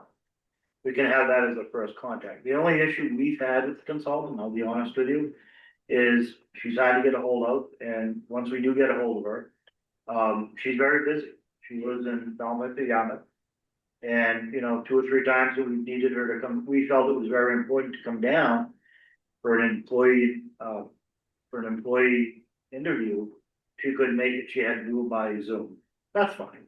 But it just makes it a little less personable, I think, the employee. So for some reason, so what's happened is, you know, again, we try to decipher and take care of the little stuff in-house that we can and try to prevent it from becoming a bigger issue. I hope that we don't have to spend thousands of dollars on HR stuff, but if that's what it is, that's what it is. I But- think she's in Brunswick. But you all's time costs money too, and it detracts from other tasks that are your primary job responsibilities. And I think. And if I were a consultant and I've only brought in $795 for a client, I probably wouldn't put you anywhere on my emergent list. You know what I mean? So maybe we are stepping, in, again, my opinion, stepping in the way of a process that may be better suited with her as the primary contact to give her a little more skin in the game, so to speak. If that makes sense. And also it's distinctly third party. Maybe I should be leaning on her more instead of just trying to take it all on myself. Yes. Judging myself. I agree. I think you should. I mean,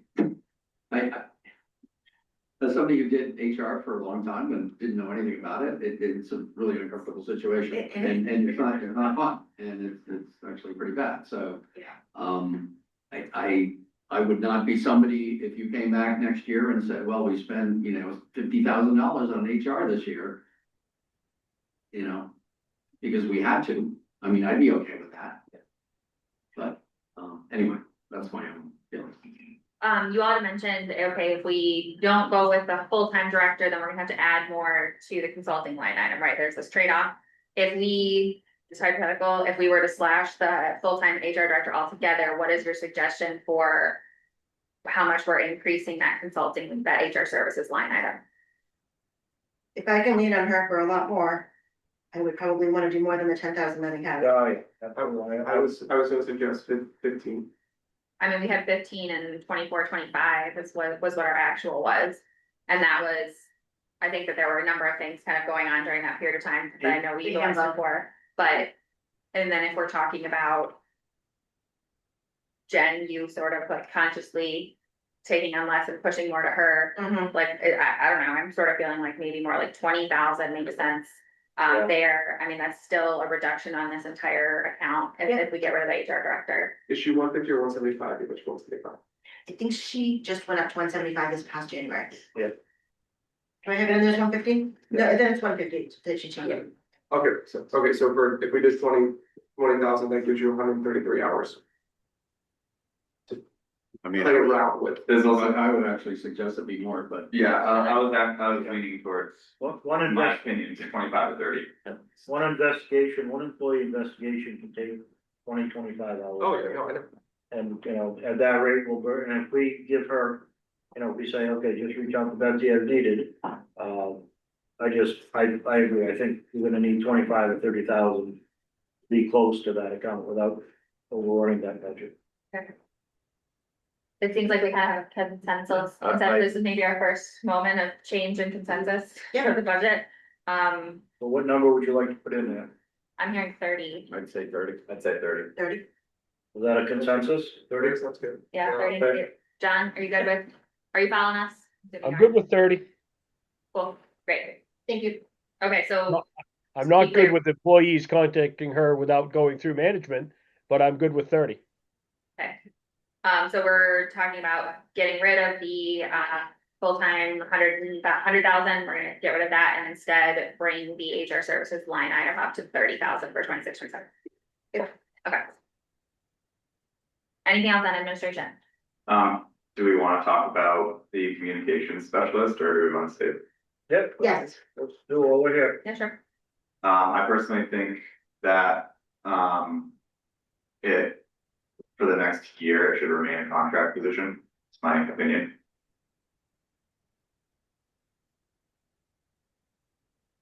Why? Can you expand on that a little bit? I mean, you don't have, Because I think a lot of it with the website implementation is going to involve multiple parties, being us, the vendor themselves, probably public engagement. And for some reason, I just think getting through that would be a validating process to bring on a full-time communications person as a full-time employee, which is also a big task in and of itself. It's actually a part-time position. That was part-time. yes, how much did we, Those gonna be like. It was 65,000 for her for the year to work up to 20 or 25 hours a week. Yeah. So it's, It's part-time. it's half to money. Yeah. And half taxpayer. Correct. And is that just on an hourly basis or do we, for Suzanne, I mean, the halftime position, I mean, is that 20 hours a week? Or- It's roughly 20 hours a week, yes. Yeah, We we just- roughly bagged it out 20 hours a week, hoping that, you know, some weeks will be more, some weeks would be less, but it's a part-time position. But I'm not burned on that, and if you wanna do a contract position for a year, so she's been here for 5 months as a contract currently? Yeah. Well, Or, yeah, correct. what's been the cost for that? way over budget. We started at a certain, 2,500 a month, but we needed her more than that. So that was, to remind me how many hours that was, I think it was 20 hours a month Yeah, something like It's that. like what you had for the originally. $2,500. Yeah, It's also just important to note for the council, the staff asked us for a communication specialist last year that we also declined. And so my perspective is, you know, in the short time that Suzanne's been here, I think she's proven immense value and especially with the website upgrade. I'm kind of indifferent about the contract full-time thing. I think what I'm more concerned about is the message we're sending to this individual person who, I think it's important that the council demonstrate that we value her. And, I don't think by moving forward with a temporary contract, that's necessarily sending that message. But again, I'm kind of indifferent. Yeah, I guess my concern is when going, and again, my personal, it's nothing related to her, it's just, there is the curve of implementing these tasks what happens when we get to the end of implementing the website, we get to the end of the branding, we get to the end of, you know, we're in a rhythm and a flow. And now, instead of saying, we have more work for you, it's, we have less work for you. Because the big push here is getting the implementation done. And once it's done, it's sort of steady state, and we don't even know what that workload is yet. No, which, So to yeah, bring- which is fair. That's sort of my vision of Yeah. over time, what the effort will take. Right now, it's high, it's gonna be higher, and then it's gonna go down and level up. No, which is a fair point, and the thing that I did enjoy about her PowerPoint, and this is a direction of anyone doing the brand guidelines, is someone else should be able to pick it up and do it once it's been established. Just doing the quick math here, her, for the last four months, what we charged her, or what the account is, if we just do that by 3, it's 37.5, so it's already over, what's this? And I think I would love to actually have a point person for the website implementation. Cause like, as it's already been talked about, it's going to involve multiple different people and departments, and is that going to fall to another member that works at town hall, or if it, nope, that's a quick no. If we continue with her at the part-time rate, I feel like if we keep at our contract like this, we'll be paying her more than we were if we just do this. That's just my thought. How do you figure that? So she was did she start at end of November, middle of November? Around Thanksgiving time. So end of November to March, so we're not even into that. So you have December, January, February, now we got March, 3 months. And what was her cost per month for 25 hours? And then last month, she did some extra stuff for DeCarlo, so we ended up having a $5,600 bill for her last month, For 3 months or for just the one? 1 month. 1 month. So just averaging 12.5 for 3 months, times that by, times that 12.5 for the 4 months, times by 3 is 37.5. And, sorry,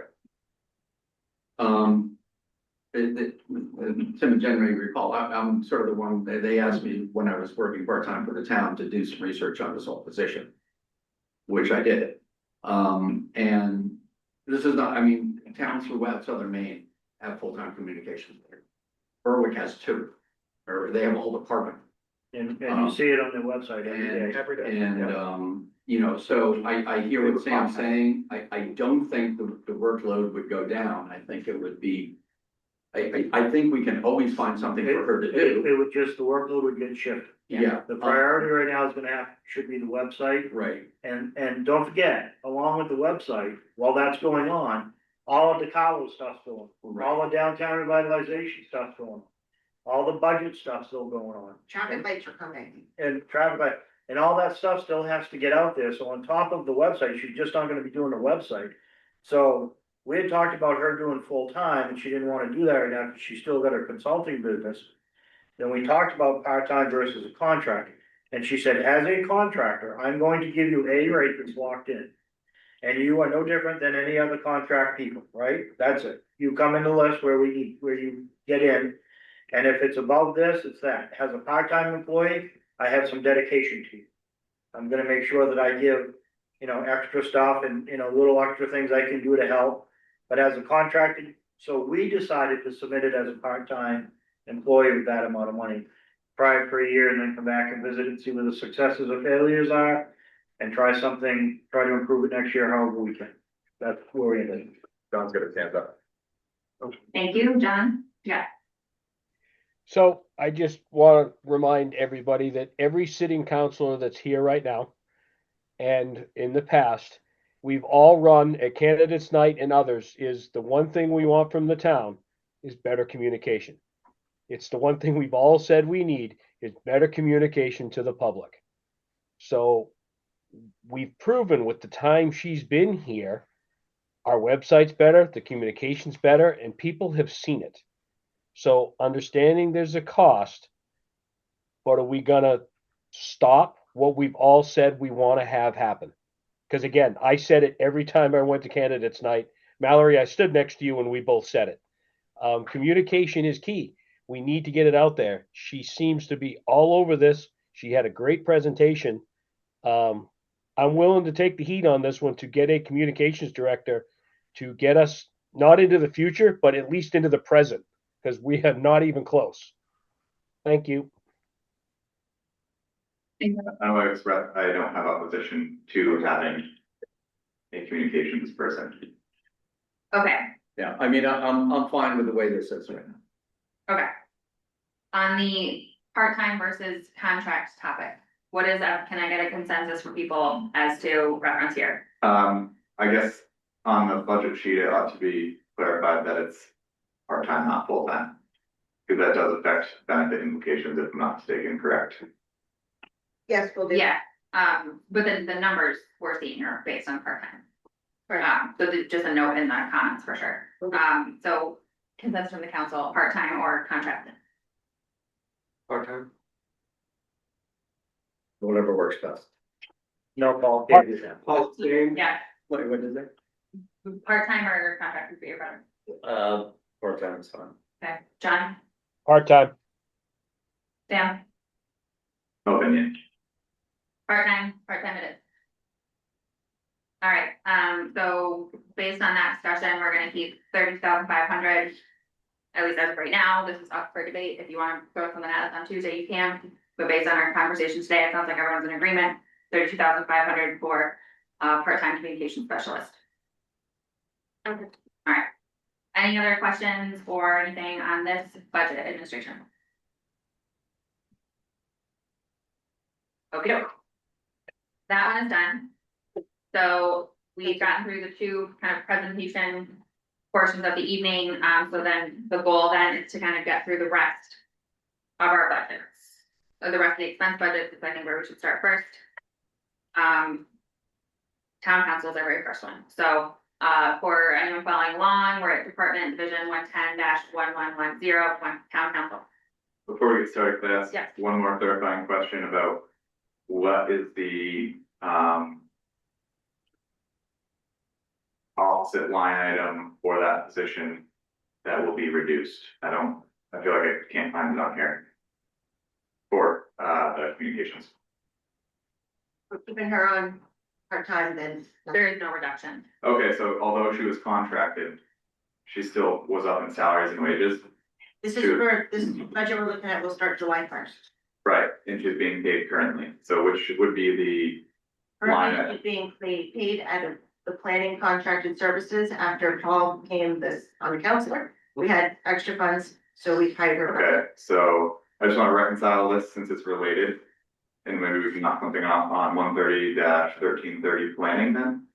Where Can we get to, can we just try to like stay like one page at a time if that's okay, just to keep us organized? yeah, my I intent definitely was wanna because get it's your point. related, it's related to her contract moving from planning to admin. Yes, Yes. you'll see it when we get to planning in just a minute. So there's Okay. basically a reduction in the planning budget Contracted fees. because this ad has been added to admin. Yeah. That is correct. Yeah, okay. Do you want, are you good with that? It's fine, I'll make it okay. All right. We're back on town council budget. So the biggest change here is the training for the legal fees for the lawyer to come down and do training for new counselors. Anyone question? Nothing? All right. That wraps up town council. Hey, Mallory, Yeah, go ahead. anybody have an issue taking our salaries out? Just like we're moving them all together. Everybody's looking to cut the budget. If we're gonna cut the budget, cut mine right off the bat. I Already got mine. don't do it for the money. I didn't even know it was a thing until I was told that. I don't know. I don't care. Yeah, I'm a main. I mean, I think just. I want us to just like think about precedent here, with this too. I mean, it's like, we're making this assumption that like we're all comfortable with that, and then are we setting a precedent for future counselors? In reality, this is a lot of work. Gonna pivot this Yes, please. potentially. Kevin, I like your point, I love your point. Could we switch it as of right now as the sitting council, if we like, if this is brought up every year, whether or not you would want to accept it? If we do not accept it, could we potentially put this into a bucket somewhere? So anyone in town wanting to run for political office, there is some money for them to use to help with that. So it's not all out of pocket, which makes it a little more accessible. I also love your idea. I really wonder if the political campaign, town funding of political campaign is, We can't. I'm gonna, There you go. I'm gonna just go ahead and assume that's probably maybe not, okay, but putting it somewhere for some other use. Cool, I think maybe not that specific. That's fair. Um, Yeah, I'm gonna go against the grain here. I mean, this is a lot of time. I spend money on mileage. I've gone to Augusta once on behalf of the town. I spent money on donuts and other stuff a few weeks ago on my own dime. It's far beyond $500 a year, So, whatever. I mean, I'm happy to do, if people want to yank it out of there, I'm fine. and I just, and I know, it's probably not a popular idea, but, I don't know, I think people. I didn't do this for the money. But I also think, being paid for, driving around and whatever else we may have to do, it's not a lot, Can turn in mileage, we do have a mileage amount in there, which I reduced because people haven't been taking advantage of it. We could put that back in there, and there's also the community expense line down here, which could pay for the coffee. If you read, They were turn in really, your really receipt. expensive donuts, I mean. we tried to get receipt. We had talked about, I'm guilty of it received. I mean, we talked about this at one of our last meetings about for the donut coffee situation, like we can turn in receipts, no problem. I agree with Paul wholeheartedly. I mean, I've been doing this for 9 years and like every Tuesday and Thursday of like my whole life for 9 years has basically been here. And so I agree with Paul, like, I mean, this is a lot of work and a lot of time, and I think a little compensation isn't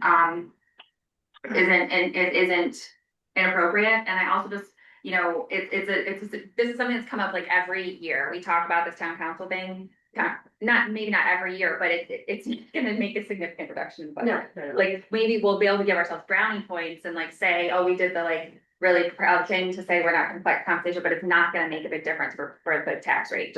That's just the truth. But, I would offer them a sort of an alternate of just leaving it as it is, and if you don't take the money, you don't need to take the money. I just sent a letter to Tim and Jen, just said declining the compensation. And then it goes back into the undesignated fund if you don't use it. In fact, our charter, Dan was so gracious. In his letter, he even said he was gonna pay your salary first, when out of his $1. hold on, And out of the planning board, the whole group, he's not just. so Or I believe in our charter. Like, this topic has come up in the past, and I believe in our charter, it states somewhere that the town council will be compensated. It doesn't state a specific amount. It says you'll set your compensation. Yeah, so, I don't know, it's another piece of information for people. Okay, so Sam suggested leaving it as is, that you would like to decline, if individual counselors would like to decline their, very large salary, then they can do that. Sound good? Sounds good. Okay. Any other town council questions, comments? All right, moving on, next page, we're at 110-1120, town manager. I'm assuming here we have, largely salary increases for, COLA. I could also live. Yeah, Yep, Barge of Kohler and Don salaries in there too, right? Yes, it's me, Tim, and Don. okay, so this is me, Tim and Don, or me, Tim and Don, Jen, Tim and Don, sorry. And a portion of each of those can be paid for from TIP. That is correct. Any questions? Just one, do you guys only need the $500 for training for both of them? A lot of the MMA stuff is now free since Oh, COVID, sure. and a lot of it's online. Okay. Thanks. Usually when we do the, like, MTCMA stuff, the council stuff, for us, there are small upcharges for MMA. People are MMA Members. members thing. And we haven't been going to the conferences, which is something that does We don't have happen, to. but We don't we have haven't been going. Questions? I made a note that in the comments under employee expenses, It notes employee annual training, special trainings. And my comment was, there's also a training account. So it was, should those training be put in the training account? So the training is for Tim and I to actually go to training. That second training line that you're talking about, that is for us to train the whole staff on annual mandatory training. We have trainings on safety, we have trainings on management leadership, on executive, department head trainings. Last year, we did a verbal judo that we hosted. Verbal judo, so it's to train. The training budget For is to train, all that as well as the employee recognitions. the employee. So should training go under training? That, I think these are all like exactly the types of things for us to talk about once we wrap up the budget. If we want to make changes to how these accounts are organized or put things in different places, that's not off the table. I think it's just something that we should probably try to reserve until after we get through all the numbers, if that's okay with everybody. Yeah, just, I think training should go in training. Yeah. Fair. Anyone else, questions, anything else? Okay, hearing none, we'll move on to, We can always see John. yeah, John, I'm just assuming unless you raise your hand, I'm assuming you're good. Okay, Cool, very good. Big thumbs up from me. great. Okay, so we're moving on next page to 110-1130 town clerk. Mallory, I'll raise my hand if I'm not good with something. Great, thank you, John. Great, so the biggest changes in the town clerk is for salaries, $20,006, and then operating expenses, $4,600. Monique did want to include more election workers this year to help things go smoother at the election, so that then they don't have to work 12, 15, 20-hour shifts. So we did increase that. I also added overtime because the hourly staff is working more than their normal 40 hours those weeks. And the rest is just COLA raises, and we did increase, let's see, these two lines down here for contracted services. We are gonna add another tabulator to help again with the elections be smooth process. So, sorry, are we adding, do you know if we're adding a town or a state tabulator? 'Cause there's the two different machines. There's some that do one or the other or both. I believe it's a both one. Okay, And then the second $2,600 is the Trio, adding that module on there so we can get rid of the little manual blue books. It will all be online. That is a one-time fee of $2,600 annually. Moving forward would be $880 with a reduction of $475 to not have to buy the books.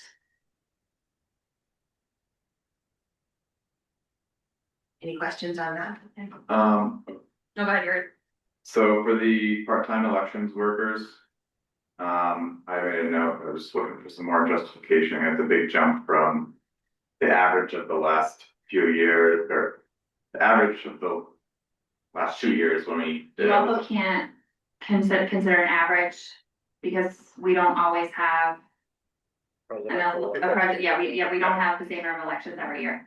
Okay, so the average was 5,500, but then year to date was 1,854. We don't have any more elections this year, We do so in June, as of- we only do it in November. Yep.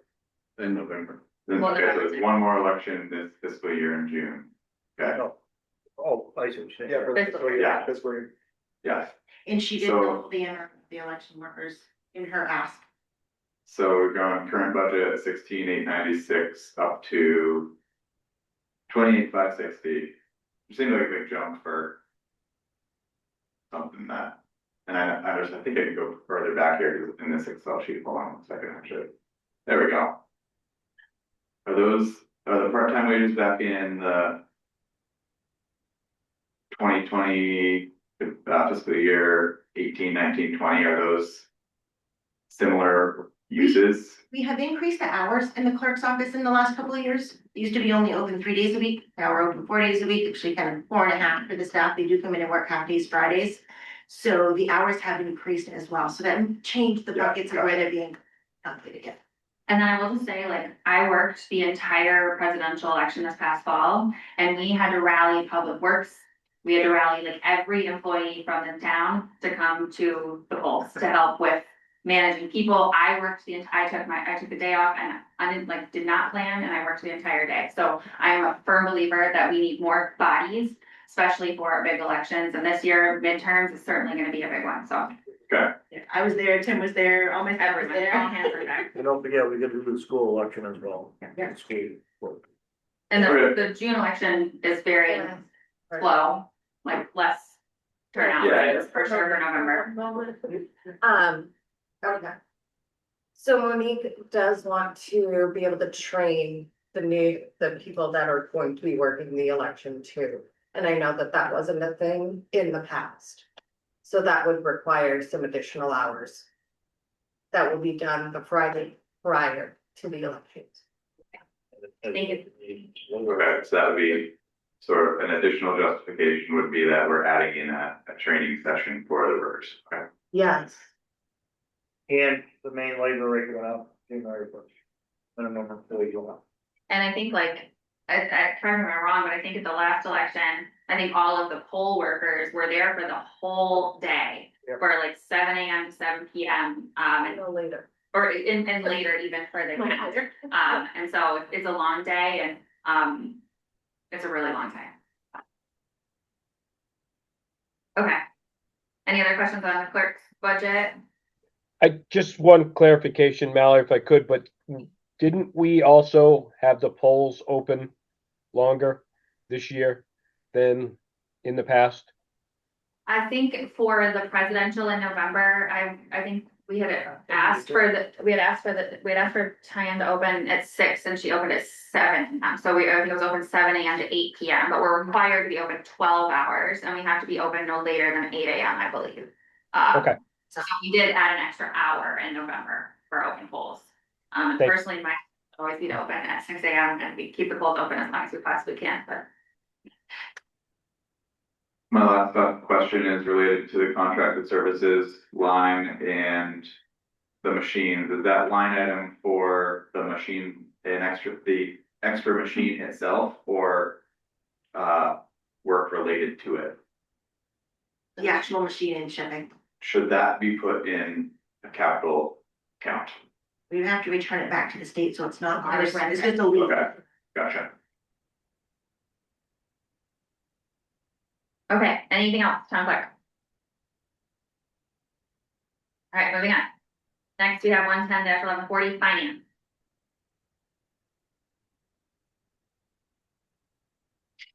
This is for Heather and Linda in the finance department with me.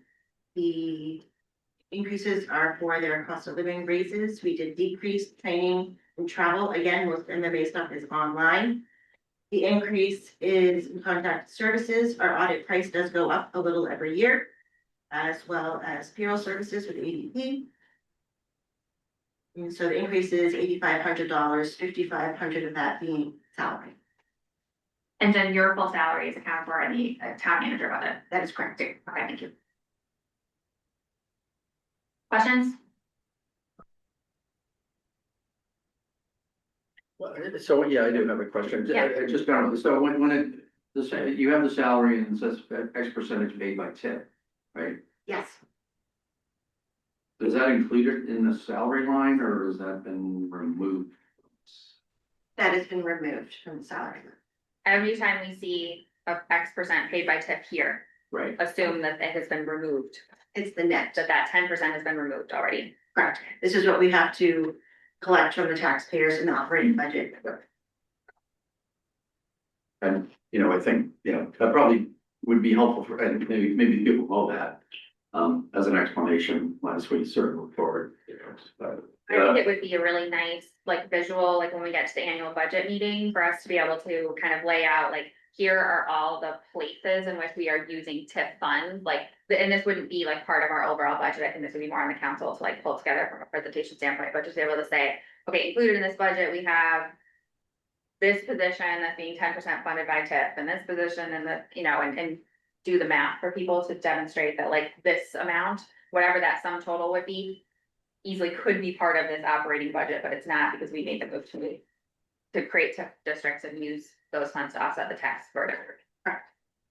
Berwick's budget has each department has like a staff sheet, a summary sheet of like the staff and then their wage, their taxes, their benefits, and then you know, total for the department. But I would agree with. Yeah, I guess this is not this year, but that you don't really know what the salaries are by looking at this without doing a calculation, for example. Right, the actual salary costs of the town manager's office are $358,000 versus $271 that's sort of shown.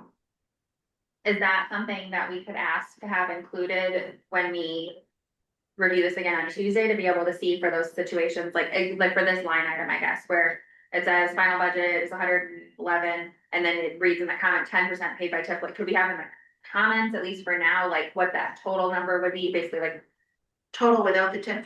yeah.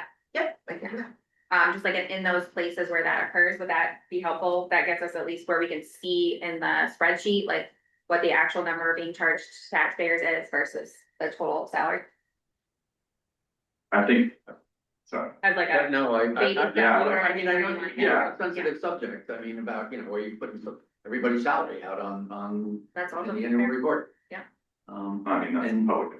It is public information, but it's very hard to discern from. Oh, yes, yeah. Yeah, and Presented. so my suggestion is to make it easier, my suggestion will make it easier to discern.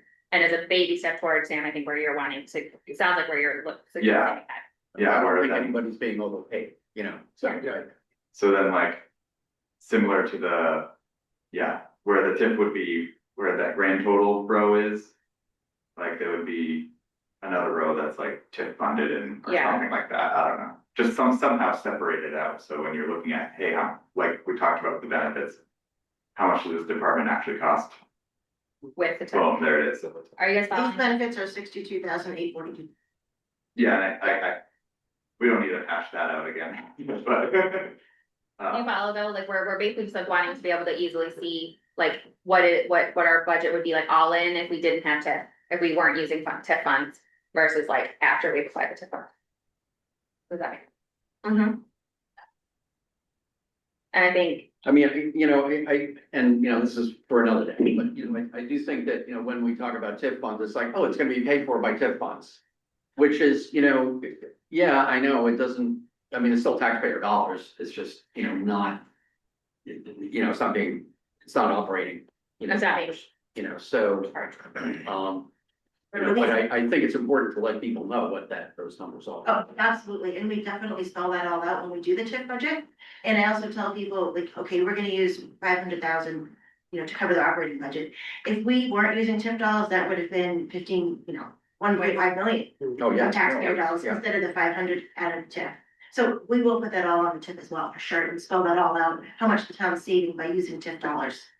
yeah, I think that's the story for sure, just making it sound. Anyone else?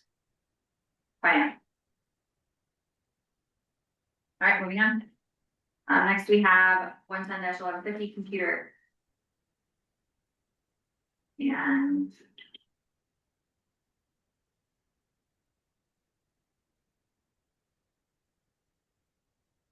Anyone have any specific questions on this one? Yes, so for the contracted services here, can you just expand on that a little bit? Like, is it just like the software you're using or like, I mean, based on the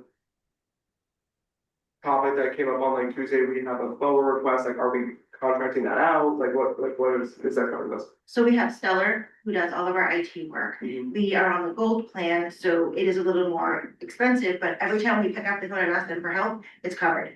So when we get that, I believe it's around $4,800 a month. Half of that is for all of the Microsoft Office, for the cloud storage, for all the things that I don't understand that happens in the cloud. And then the other half of it is for the tax services that they supply for us. Another big portion is 23,500 is our Trio software, which is what all the departments use, from the clerk's office, assessing, code, finance, all rolls up into one. And that is our operating software that we use to get the tax bills out, all the financial documents, and in the clerk's office, which is tied to the state. And Lyle's agreement covers who? Everyone in the town hall. This is just for the town hall only. That's right, so we have to pay, the police department pays theirs, the rec pays theirs, the library pays theirs, very expensive. very expensive services. I have done the math on a few different occasions over the years to see if it would be cheaper to bring someone in-house. But as I said, half those bills we have to be paid anyway, because we still need Office 365, you still need all the protection, still need the backups. So since we're talking about that, when was the last renewal of their contract? Because I think, rough off of memory, it's like, or maybe you'll know, how much per month is their contract with the town hall? It's like 6,000 something? It's about 4,800. 4,800. But what you're seeing is when you see the lump them all together with the fire and police, when you're slowly looking at that truck run, typically all come at the same time. Yeah, so that's, I mean, it is, for that one vendor, it's a significant, in my opinion, it's a significant chunk of change to Agreed. not periodically go out to bid on it. And knowing, you know, those licenses are lumped into that, it would be interesting to see, to separate those out, in my opinion, again, because that is more software cost versus a service cost, you know what I mean? I think in due time, may not be this week, this year, next year. But I think in due time, when you start talking, we have this building, police, fire. Right. Rec, library, all the other, Transport. you know, transportation, all the other stuff, and the way that the world's going digital. That it's only a matter of time where this expense will be, we will need a full-time IT person here I agree. to maintain all this. It's not practical now, we ran the numbers. The other part of that is, so we renewed that a couple of years ago, Year and a half ago, year and a half ago, we went out to look, we got no responses, no one, that's the problem, and I started calling other towns, they're like, well, we use this person, and we use this person, and. Well, Johnny from downstairs comes upstairs with a screwdriver, and it's like, you know. I did talk to a Kittery, and they had Stellar, and they went to another local company, and they said it's equal the amount of headaches. Trying to get through, trying to get the phone calls back, they said they thought it would be better, but the grass was not greener on the other side. And that was a couple of years ago. That was probably 2 years ago, No. yeah. Yeah, You know somebody that does this stuff? I mean, first company that comes to mind is Back Bag. I don't know, reach out to them and just get a comparison, but Are they local? Portsmouth, Yeah. no, Dover, sorry. And there is another one in Portsmouth, his name's not on my mind, but Do we, so just going back, so is this a consolidated contract for these guys with the police and fire? Do we have separate contracts for each, the police, fire? We have different levels of service, yes. I think that we have gold, and police have silver, and then fire has bronze, because Nick is very techie. So he takes care of some of the stuff over there. Sorry, Nick. Is there like a benefit to be had by, like, I don't even know if it's possible, like, can we just have one? Are we able to just have one contract covering all of those, or is it because it's like different buildings? It's probably a cost per license, so the less they use, it's cheaper, right? It is a cost per license, but there's also the gold that we're on, we're a little more technology challenged here at Town Hall, I think. You guys need And more we- support. And we have a lot, yeah, there's more things going on, and then silver, so we have a flat rate. Yeah. And then silver is you get paid, get charged, I'm sorry, for every call that you call them in on. And bronze is the same way. And then a lower level, lower priority level. But like, there's no, like, I don't know, I'm just thinking, a lot of places will, you know, if you, Volume discount. yeah, Yeah. but thank you, that's. That's what, I prefer to have a IT on staff. Wonderful. This is cheaper right now. Anything else on some? no, that was just something over the past, looking at the warrants, and I went in and took some pictures of their invoices to just have to sort of scratch my head as to what's really going out to Stellar Networks and Well, what the servers are about, so. just for your own accordance and mine, if we could find somebody else that install it cheaper that could do the same business, sign me up. Oh, and it's totally fine, you know, it would probably, honestly, it would probably come back and be comparable. It's just one of those, I know it's a decent sized contract for the town, Absolutely. so, and it's pretty important, the IT aspect. Very important. Alright. Paul, anything else on computer? No, I'm good. Alright. John's good. The next part, admin, which we've already completed. I apologize, I do have one more. Oh, you're good. The tip line item that is broken out on this one. Yeah. 15% of The total cost for the town hall. just the town hall. Yeah, because we are the ones that work on the TIP projects. We help DeCarlo, we Okay. help with projects, whereas the other departments don't really. Okay, so that's computer, 110-1160 administration, we finished. And that leaves us at 130-1310 tax assessment. Any questions? The big change here is contracted services. And again, adding a module from Trio. Annual fee, the first time set up was the 4,700, annual going thereafter, 1157. The line item for fuel, but then it says the electric car lease, so the. Whatever the little, out here, Hyundai or whatever it is. Yeah. That's that lease, and remind me, that's a lease that we're not really paying for. The first round of 3 years, First time. we paid zero. Yeah. This particular time, we paid $5,600 for 3 years. Yeah, okay, So because other staff use it and they can't go past Portland safely without With the having battery. to stop, plug in and whatnot. So when they go to Augusta to MMA, they have to use a different vehicle. It's not practical. So Tim and I have talked about when they trade that in, we will get a used gas vehicle then it can be used by more staff and if they go to training in Bangor or Augusta. okay, so this like $300 for fuel is basically, in those scenarios, staff instead of taking the electric vehicle, they're gonna take their own car and charge mileage. Well, when we get to CIP and assessing, we're thinking that we might get a different car, a used And then this, gas powered car. And so that is for the gas for a few months, April, May, June. gotcha, okay, thank you. Have we had any problems with the EV or how's that been going? It goes right in town. They haven't had any issues. We Yeah. all love driving it. We just have to keep it local. We can't take it when we go away. So that I sort of looking on to Mallory's comment, if there's incentives related to leasing another EV, is that still a thing? I'm not sure the administration in Washington DC doesn't really like EV cars, so I'm not sure that incentive will continue, but we'll definitely consider I'm it. wondering if for, how many trips for this department or others go out of that range such that perhaps mileage would be a better way to go if we're not having, if there may be still some incentive or, subsidies related to getting another EV lease. We can see if they still offer it.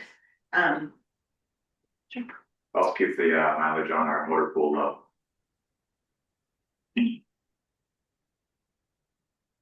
Anything else on tax assessment? Alright, moving on. Next, we're at 130-1320 code enforcement.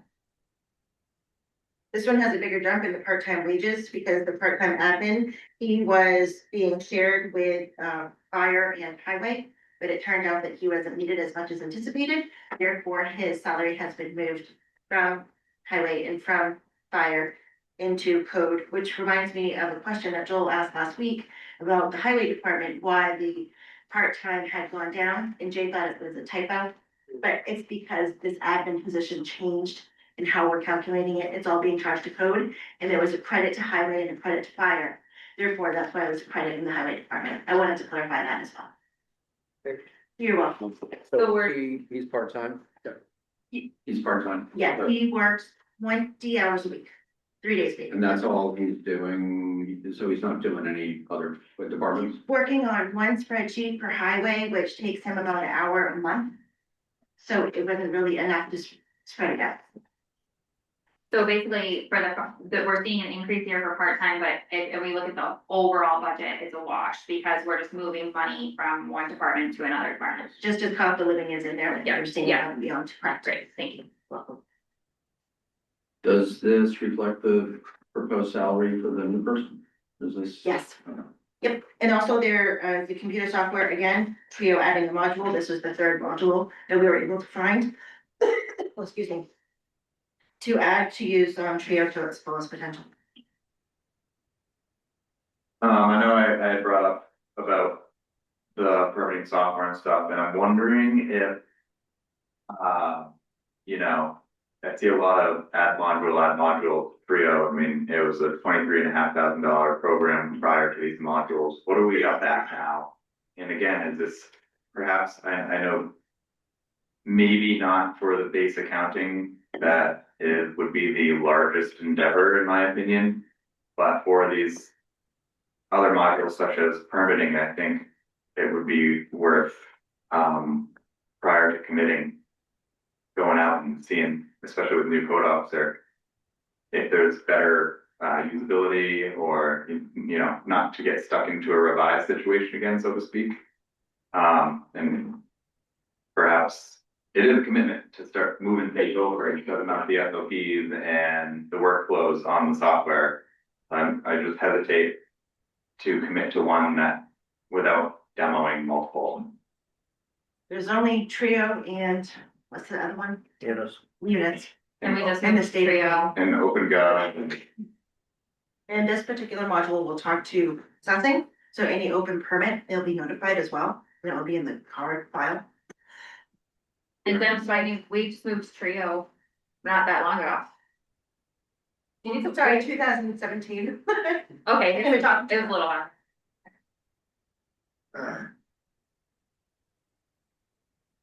yeah, it's something, it's a bad idea to start to, you know, open our eyes to different opportunities. I mean, 2017 was a long time ago, and again, we wouldn't need to, it wouldn't be. Obviously, that the moving of money is huge in terms of,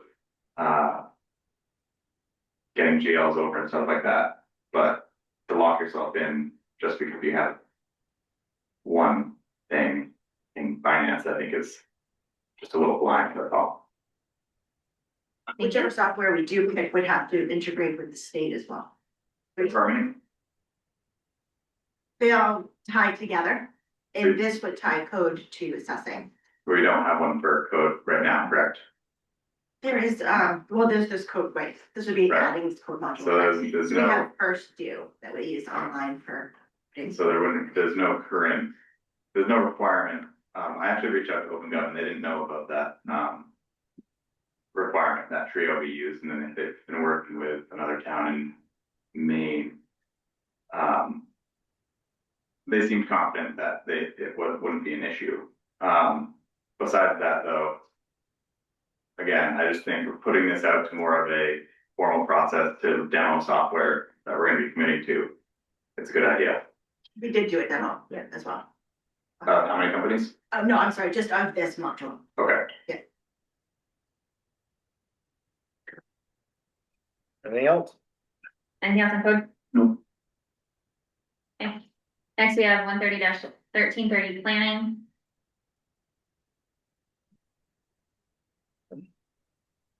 This is where you're gonna see the reduction in contracted services. What we were using for Paul for contracted services for planning, Oh, okay. and sorry, in the middle, contracted services, 300, 30, 10. The other big change is DiCarlo hadn't asked for a full-time planner. And it would be covered 75% by TIF, therefore it'd only be an increase of 20,000 with this particular department. And benefits. And the benefits would increase as well. The benefits aren't. From They're zero in to another, the line. It's, yeah, on the bottom, it notes the benefits will increase $15,169 by adding this position to this department. Do we have any background on the why for full-time? DiCarlo is spreading himself way too thin. I mean, I agree, but You're just too busy. He needs more help. that's fine. I'm gonna go back, I'm struggling with this one a bit, and, I think, I mean, there's two ways to go about this. One is to hire another full-time person, and another way is to use contracted services for consultants or SMPDC or some other. Something else. You know, if you look back here, you know, he hasn't used, any contracted services for the year to date.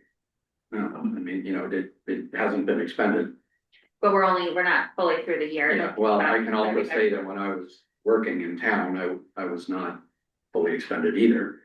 We haven't had any big subdivisions. No, well, and actually I've gone back and looked at planning board agendas. It's There's small. nothing. No, it's been very small this year. There hasn't been a subdivision application in months. I think since Sam though. Yeah, and there hasn't been actually any, commercial activity either, so. You know, he is spread thin. I think the fact that, you know, he's doing economic development work and planning work. I guess I'm just looking for a more full explanation of what this person would do. And I would like to have some idea of how we're gonna move some of the things we currently are talking about and have been working on forward and put some metrics in place for how we plan on getting those done, whether it's, you know, 1829's taken a lot of time, but that's been over the last few months. Again, there wasn't a lot going on prior to that with very little development activity, and I think he's done a great job on economic development. But I think I'd like more clarity on exactly what this person's gonna do. Okay, so in talking with DeCarlo about that position, his stronghold is economic development. That's no doubt where that lies. Planning is, he certainly does that and does a good job at it, but this person would do most of all the planning stuff and give DeCarlo more time to do economic development and do that stuff. And this person would pick up, so to speak, some of the stuff you kind of started doing or doing.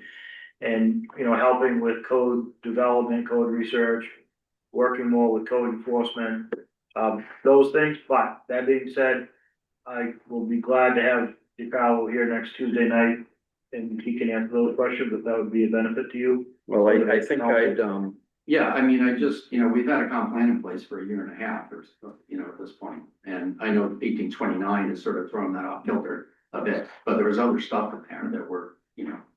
Yeah. Another We piece, haven't moved forward with, and I think he's torn between the economic development side and then the planning side. So I'm looking for some clarity on that, because again, it is a full-time position. And we can all, again, just say, it's stiff money, you know, great, but. he is the liaison on staff for about 5 or 6 different committees, so it does have him doing a lot of late night meetings. Oh, So it does, you know, and he has a young family too, so I think he's considering Fair that. enough. Yeah, I fully agree. I mean, he's here every night.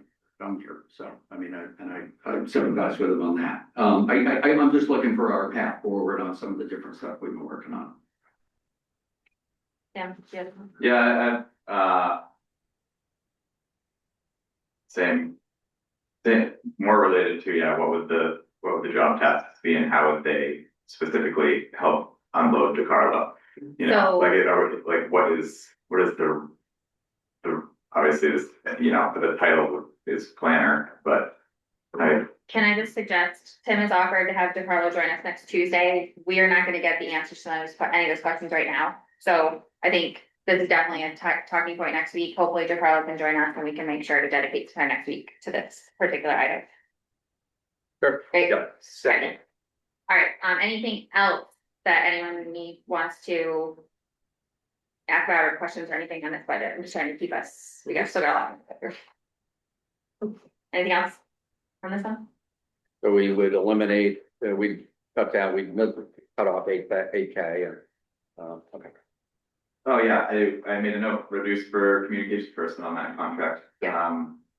It looks like year to date, we've only billed 8,900 on that. Last fiscal year started July. Suzanne's been in this fiscal year. That doesn't pan out. Nope, somebody gets charged to TIF, that's why. How much? 50? You know what percentage? We're gonna use up this money in TIF, so she was specifically worked on some TIF stuff in the month of February, so you're not seeing those bills in here because this was done on February 19th. So you're only seeing through January here. How much of her services get billed to 50%? Actually, I think this, I'd have to look back, Sam, to give you the exact numbers, but I think it was February was the first month that we put some to TIF because she worked so much extra on those projects. As I said, the normal bill's been around $2,500, and this, for February, it was 56. And you're not seeing that bill here posted Okay, because So- it's February 19th. still estimating that, let's give it And some of 6,000. that was Paul in the beginning of the year. 6,000 to be conservative, that still only sums to 15,000. I can give you a breakdown of In that. terms of utilization of her, I know earlier, Joel, we mentioned a 30,000 number that we've expended in the last 6 months, that was his estimate there. I'm just pointing out that number looks like 9,000 plus perhaps close to 6,000.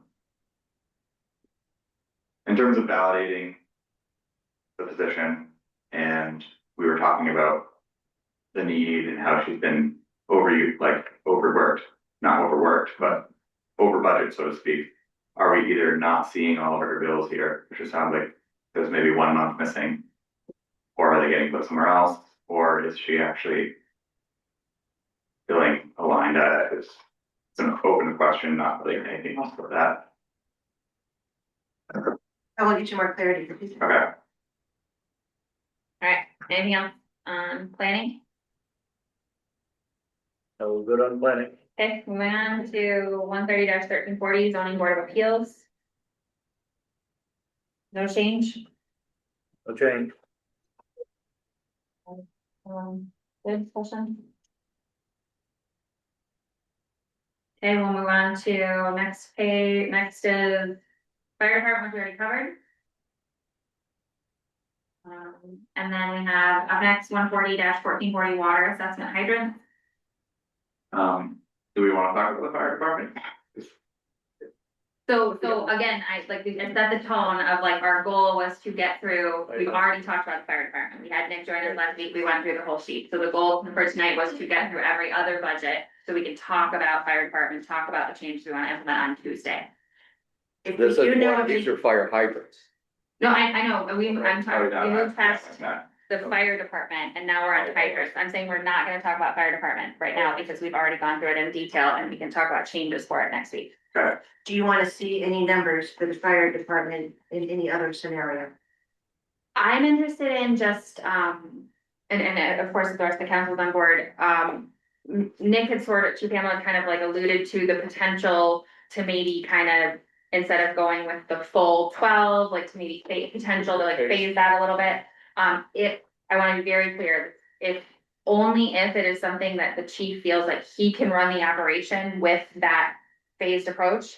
I would love to see, whatever he may have in mind, for potential other scenarios for the EMS. Okay. Service, does that make sense? Yep. Thank you. Anyone else? I mean, other than my Yeah. continuing idea about tips, I mean, which I know cannot be implemented immediately, even if it could work. But, you know, my own feeling is, I would, I think when we roll this out, I think the more we can say to the taxpayers, this is a startup cost. You know, what Mallory just described is one thing, we're gonna be talking to other towns maybe over the next year or two about, consolidating services. And we're also gonna be investigating possible tip funding if we can, so. Totally. Berwick is definitely interested in having the fire EMS portion. Yep. Once we're up and running and feel comfortable, then maybe take on another town. I think it would be awesome if we could just say, yeah, I mean, next year, we're hoping that these costs might be reduced, so. one, I guess in addition to that, scenario of reducing staff, and I'm gonna go ahead and put out there 8. I'd be interested in seeing, I know we did vote on the billing rates for, I forget what they're called for the fire department, for lack of a better term, special details, like they have an ambulance at a race or something like that. I'd be interested to see the calculation of that and making sure that that rate is all encompassing of overhead costs for the department. Make sure that it's sufficient to not only cover wages, but everything. And similarly, because similarly with the police detail and what we're billing up there, we're only billing $80 an hour, and I have a hard time believing that covers everything. That's what we're paying the staff is $80 an hour. We're billing out more, please. Oh, I thought I saw in that line said it was billing out $80 an hour. We'll look at that when we get there. Okay, any other requests of staff or anything related to fire? I'm just really trying to keep us moving. Okay, water hydrant. 140-1440. This one I will just say, you look back historically, this was 299, 735 for years and years and years, I think.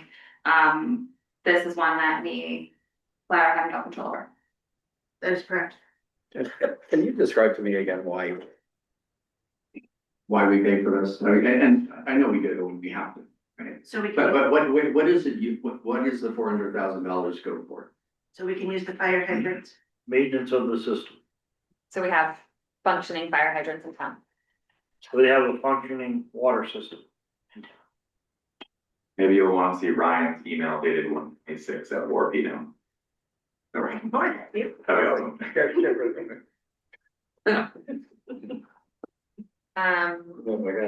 Anyone questions on this?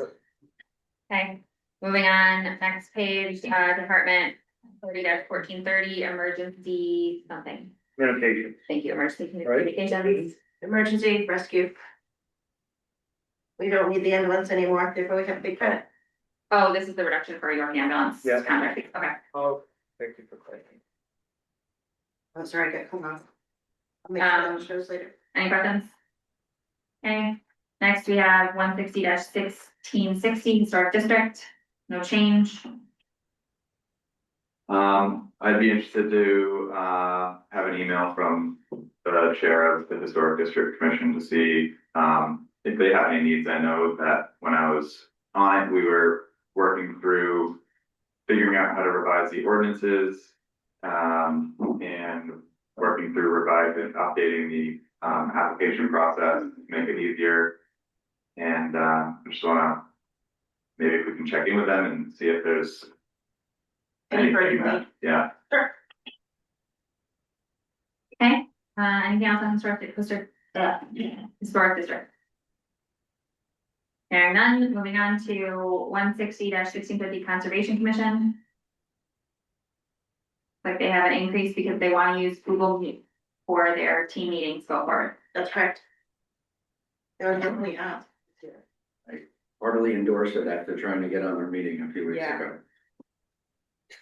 Or good questions? This is just I have no opposition to this. It's just one of my, things about we're using Zoom here, we're using Google Meet here, you know, like, if we should have an enterprise account source of Zoom or whomever it is to make sure that, you know, and, you know, we're all doing the same thing.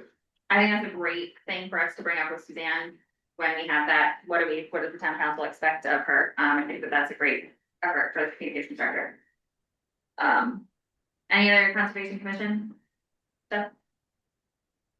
Okay, next we have 150-1570 public works and streetlights.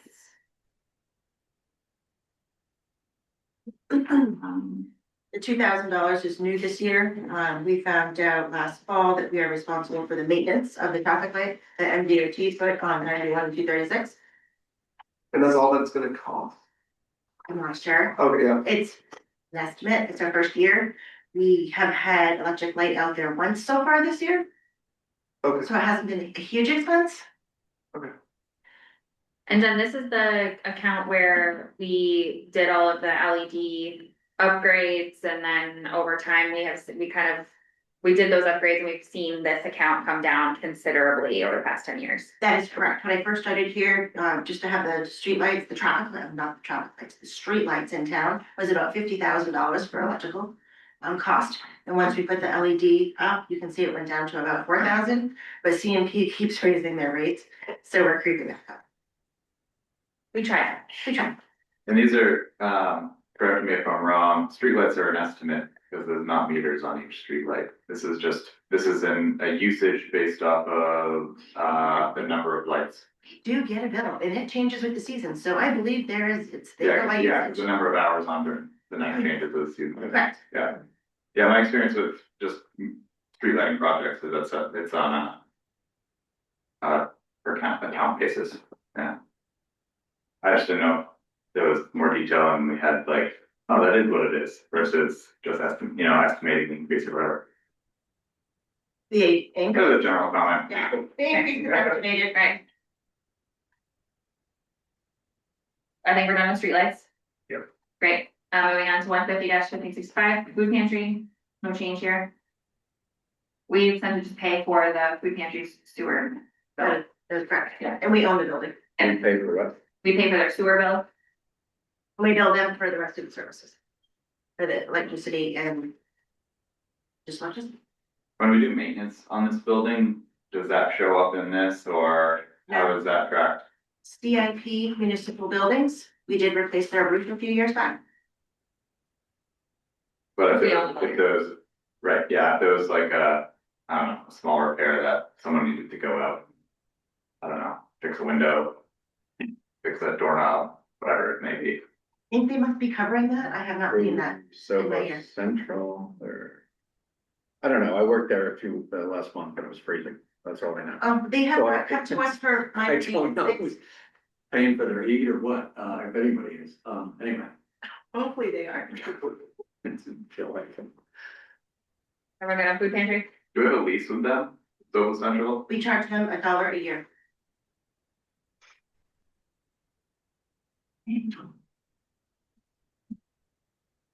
Got a food pantry? Yeah. Okay. Next, 150-1560, community building. This is the literal community center. Correct, Correct, this is the building cost. Overall building cost, if it's specific to fire, fire gets charged. okay. Overall. Anyone have any questions on the community building?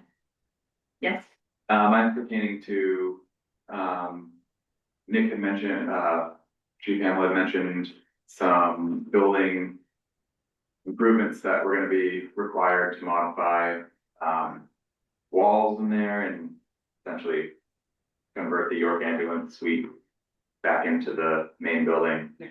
How are we? It sounded like that cost, which I guess would be from capital outlay, would be. Correct. It sounded like he was carrying that, or it's under municipal buildings, or it's under this. Where, He's carrying it in a fire CIP because it's specific to his part of the building. I guess, For EMS. So he included that in his startup costs. is that, should that be coming out of the municipal buildings? Reserve? Since, It's in fire CIP, I guess it's a general question of how we organize. Like. You know, we have the community building, we have the library, we have the town hall, we have the police department, or, you know. Then we have one town building. CIP, or, you know, I wouldn't, it's not really a plan, but a reserve account. right, So when we put money into each of these buildings, it seems like it may be difficult to track how much money we're putting into each asset itself. Maybe there's something that piqued my interest related to that fire. The improvement. can I say that I think that this qualifies as like a kind of process change that's not fixed to like the numbers and that this people Well- we can take up next week? Well, if it's related to taking money this fiscal year from a reserve account, it would pertain to whatever that. reserve. No, I'm just saying like, it sounds like you're kind of talking about like wanting to move things around and put them in different places, which qualms with. I'm just asking, can we stay focused on the numbers that are presented for it right now and talk about those the rearranging process changes at another time? Yeah, I guess my base question is, where is the money for the fire department improvement coming from? He has CIP. it, So he it- has it, CIP, CIP, it was in his startup costs from last year when we voted on the budget. He had the money in his startup costs to do that renovation. He knew he had to do it. So it's already there in the fire department CIP. and because it was a known thing that had to be done, but the reserve account is for unknowns. For the It's like a building. plan to. No, and And on the fire department renovation, the firefighters are gonna do the work voluntarily. They're gonna do, they can. Team building. well, the team. We have liability insurance for demolition work of a concrete wall. No. Of course not. That's another question. Okay, community building, anything else? Okay. Town hall, 150-1550. Looks like we have a rough increase here, largely due to the boiler. And We hope not have any maintenance this year, just a regular upkeep. yeah, because we've had a lot. Yeah. Any questions? Okay. Next page. 150-1520, Public Works Field Monuments. An increase of 4,000. So this is where we're capturing like mowing and for our, Going for all the Field, buildings, all the parks, the monuments, taking care of the ball fields. but there's a separate. For like cemetery, right? We have a separate budget for cemetery stuff. We donate to the, Yes. to the cemetery association, correct? No difference. Any other questions on this one? Just. Yeah. Clarification for the flags one, because I was like, do we? Is that the cost for the people to put them out at the times, or just the cost of purchase the flag? Costing of purchasing the flags for all the buildings, and then Mel Kenny puts flags out on Memorial Day at a particular cemetery, I believe. Yeah. The flags are all done. Bridget at the police department is managing all of the flags. Any other questions on public parks, fields, monuments? Okay, next we have 150-1530 town garage.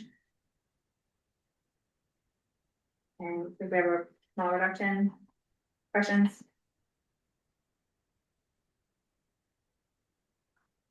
Hearing none, we'll move on. Okay, so next is police department, we already got through it. Everybody good with police? We can talk about if we want to add the 2 positions next week on Tuesday. Does anybody want to see an option with that? Yeah, any scenario analysis or anything for police? Yeah, I'd like to see their CIP without a new cruiser this year.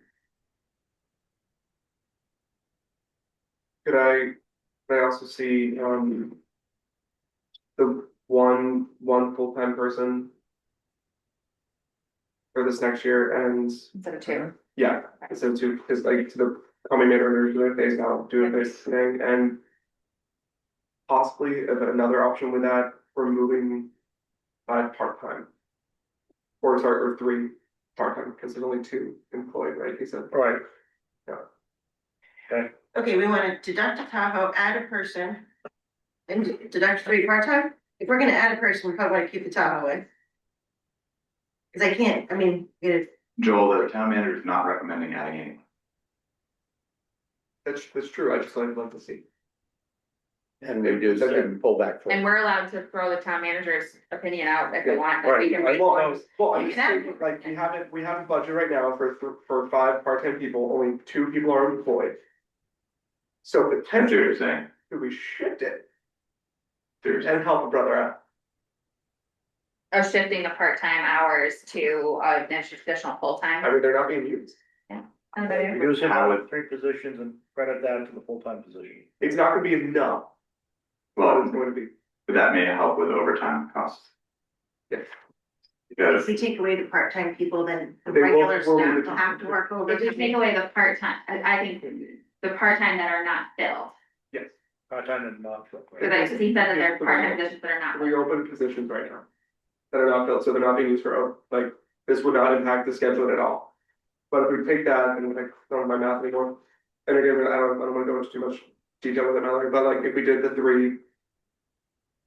We could, like, I think it could get very close to covering 1 potential full-time person for it. I would just like to see it. Yeah, no, I think it's a good idea, and I think also we all just need to remember that like the police work and we just re-up their contracts, so there's fixed fees, so it may be above and beyond. So if we do this exercise, it may result in us needing to add a little bit more on top of that to get the position Yeah. whole, to like pay them the way we were supposed to pay them, but. If you need to email me tomorrow for me to clarify more or something, or please. We got So collectively, for the police department, we want to reduce a vehicle, add a full-time officer and get rid of 3 part-time. correct? We would like to see what that looks like. This is not a decision, this is not direction from the council to cut the budget in that type of Yeah. way. We're just wanting to see that next week. I'd like to hear what the chief thinks about it. Yeah. And I think there would be implications to overtime too, because you're adding another full-time staff. But it also puts us in a world of hurt not doing the police cruiser just for background information for the new counselors. We were there and it cost us a lot of money in repairs on older cruisers.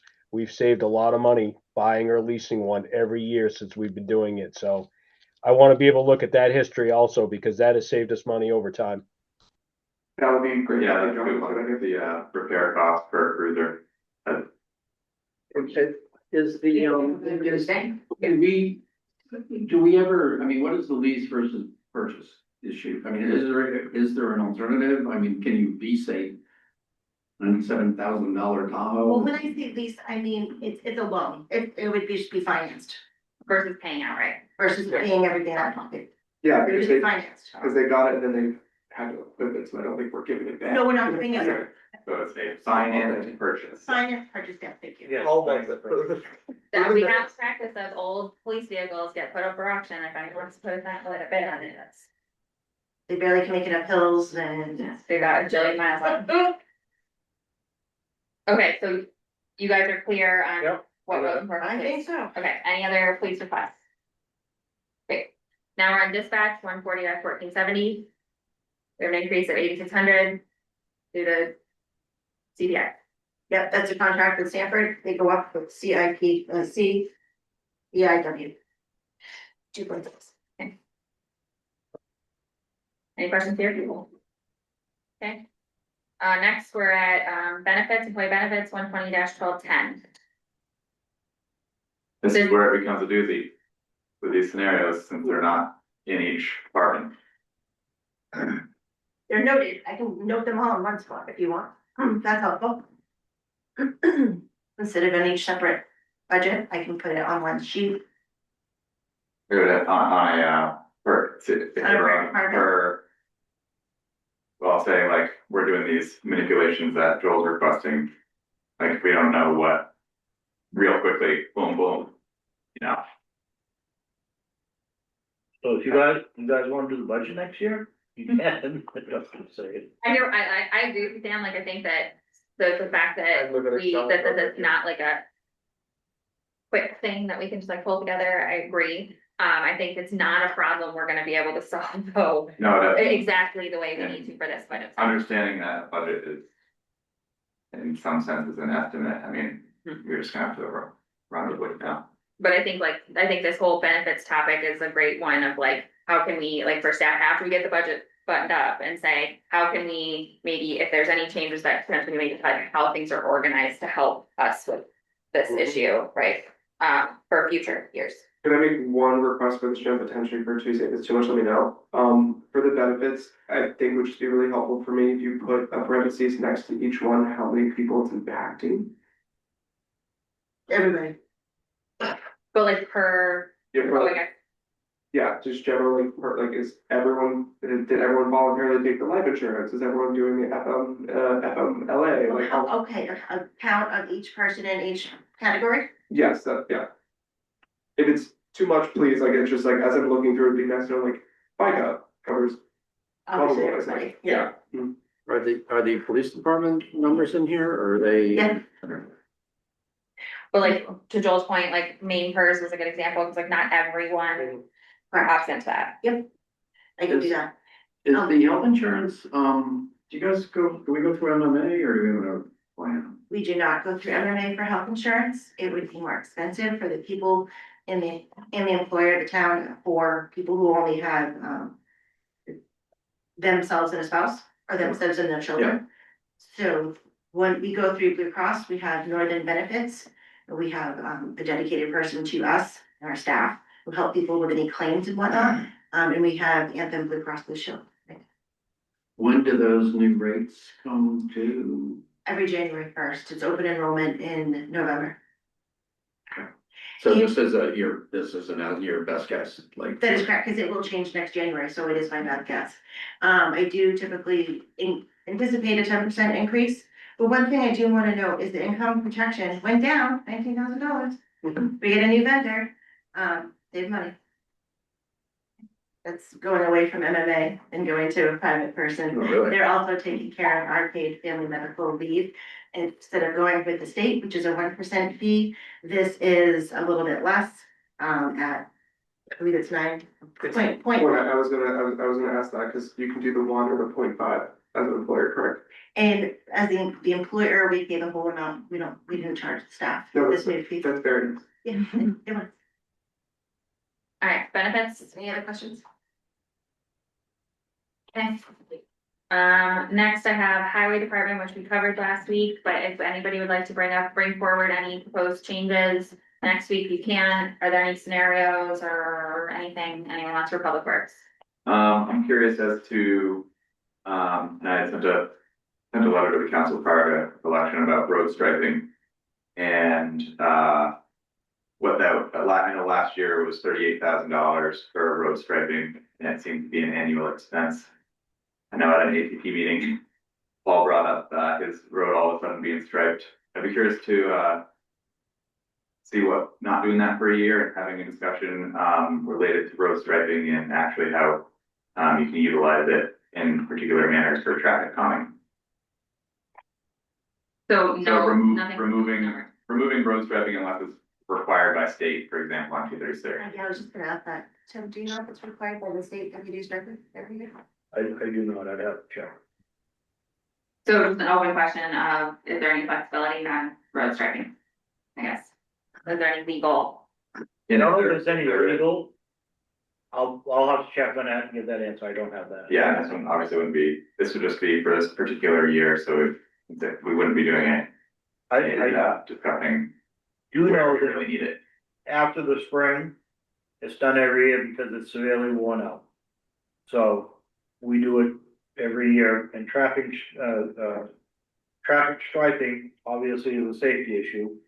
The crosswalks, we received numerous complaints. There was a line in here about safety, traffic safety in the work on the CIP account. It was all of that policy. Pedestrian safety. Yes, I see pedestrians. Pedestrian safety, so we got a request that, and a bunch of crosswalks, so we added the yellow paint to it, people loved it, and it cost more money, but I'll check and see. And as far as the striping, I can tell you, I'll talk to Jay, but Jay will say no, because his recommendation would be no, because it fades so much in the summertime, and that's winter time or other. And then come summertime for parking and crosswalks, but I'll ask. Yeah. I don't know if we go through cooperative purchasing on road striping, but, you know, my former agency and and maybe the state does it too. They run cooperative purchasing for road striping, so. Yes, yeah, and we do that through Poirier guidelines. John, I can see your hand. Yeah, so Paul, your road got striped at the same time as Hooper Sands last year, and it was due to a group of citizens getting together that were tired of being driven off the road because people couldn't figure out the center of the road out here because of the way the roads are. We were thanked quite heavily by that group of people from both roads after they were striped. And I can tell you, living on it, it has made a change out here in not having to drive in a ditch because somebody's on your side of the road. So out here in the backwoods, definitely a much needed thing. Definitely a safety issue. Yeah, that was fine. Yeah, definitely, and I on can- Bush Road, there's a big S curve where I feel like that stripe has made a huge difference. Keeps you on your side. Yeah. I can resubmit my letter I sent. It was also related to some quality concerns too, and just downtown anyways, and how. No, some of those were missed, we know that, Yeah. we admitted that, there's Oh, no couple one admitted anything, but of those guys, no, a couple of the guy was a new guy, the same company, but a new guy. That did the roads, when I checked with Jay and showed him what you had sent, that we had missed a couple of them, that's all. And Sam, just for note, I hate crosswalks because I ride a motorcycle and they are slippery as heck. So I'm okay with not doing crosswalks. Okay, different line item. That one was last year anyway, $8,000. You had a question? No, I mean, but Sam was at the same meeting I was at with the transportation guy and the engineer, and, you know, that was our question, and he said, well, I mean, his response was putting a double yellow line actually makes people speed up, but, you know, I mean, I'm not, and, I think that's what he said. But anyway, Okay, I'm not losing sleep. He said, let's put rocks in the middle of the road. I'm good with that. let's come back. So highway department, we're good. That leaves us, next is 150-1540 transfer station.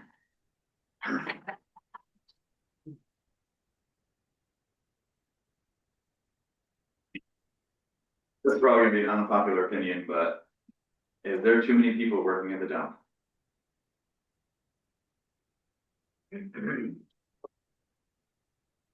Not when it's busy, and that's hard to tell. So we have two that help at two that are the recycling. Then usually one or two in the yard, the supervisor, and I can, you know, but we're not getting any complaints of anything. People are happy with the service, so. I will say, I think like my experience with the transfer station is a lot of the only employees it seems like we're able to really hire there is generally older folks. Is that fair? We have one young guy, but. We've made a number of changes over the last year or so with operating hours. It used to just be a couple of days, 3 days a week, Wednesday, Sunday, Saturday. Now we've added Tuesday. And so then that made, you know, to be able to make it so that the people working there could work like a reasonable shift versus like being on for 12 hours and out in the cold and in the rain. Just the background. Yeah, I guess I just thinking about staffing and Chief Ruger here in front of us, and he's, you know, trying to get 2 people on a shift and the dump's got 6. Yep, But- I'm gonna go ahead and say that we continue this conversation on Tuesday, just in the interest of time, let us like get through each department. I think if Sam, you'd like to propose some cuts, we can hash that out on Tuesday. I just wanna I would like us to get through the budget as soon as we can this evening. It's been 3 hours. Okay, any other questions on transportation, clarification needed? Not debate on what we're doing with the budget. All right. Next, we have 160-1620 recreation.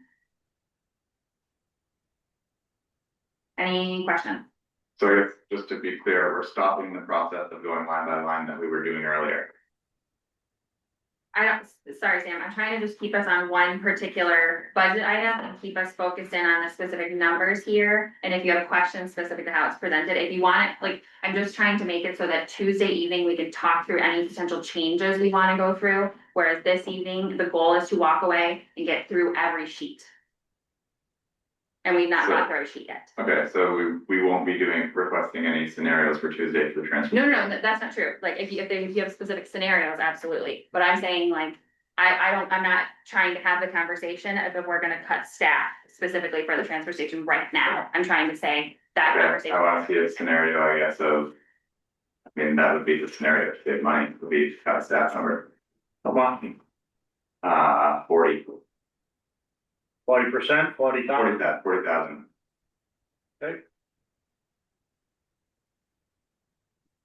What are we trying to do? Got 40,000 from the, wages at the transfer station. You want us to see what that looks like? What it looks like, or like how many people, or?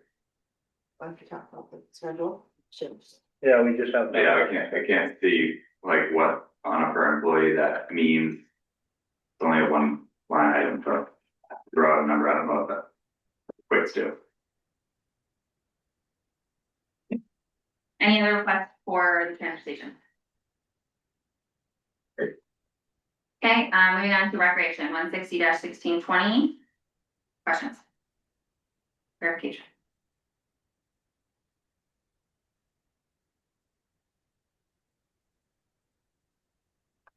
Sorry, just again, for me, Jen, for the part-time line.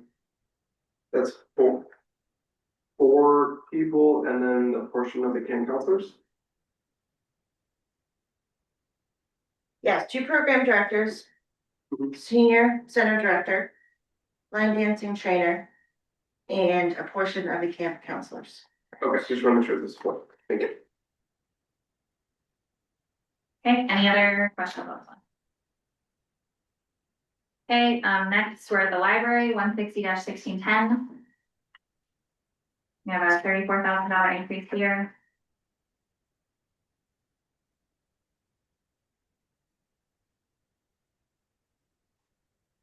Has this been sort of a standard request from these guys too? I mean, or is this the first time request on this? For the library, Yeah, for their new part-time person. They've added staff over a couple of years. We've added, what we added staff, we've added pages, to people to put the books back. There's. we added something a couple of years ago, Yeah, I think there was a, part-time one of position. the librarian positions added, because there's the children's librarian and then The the children's director and then the adult. One of them Yeah. went for full-time, I don't remember. I think the children librarian used to be part-time and is now full-time. Yeah, So we have 3 full-time positions. 1 18-hour-a-week position. And what she's asking is for another 18-hour-a-week position, which would help cover the desk. And that person would concentrate on teen programs. And then it helps to keep 2 people in the library all the time, because to be there at night and close up by yourself in a big building, isn't ideal. And they're also gonna have the monitors and activities outside now too. Correct, yes, with the. she was very excited. Any other questions from anybody in the library? I guess more information on that new position would be helpful. What else would you like to know? She's gonna be doing the desk for 18 hours a week, as well as doing teenage programs, really to be more specific. All right, about well, those programs. just here. Oh, To- no. for the- No, for the Fine. one, yeah. Yeah, we can have her come in Tuesday. I don't know if we. Yeah, I'm gonna push back on that. I don't feel like that's necessary to ask her to join us on Tuesday. But on Sam's question, I just see all together just to clarify, so. We have the library director, the children's librarian, the adult librarian, and then on top of that, we have counter staff, that's 23 hours. 18. I think. Oh, sorry, you're right, 23. 23, and then Paige, I assume it's in person. It's Oh. PHE page, like Library page. library page to put books back, like. Oh, okay, I was like, Paige is in person, okay, sorry, for 8 hours a week, alright, so then.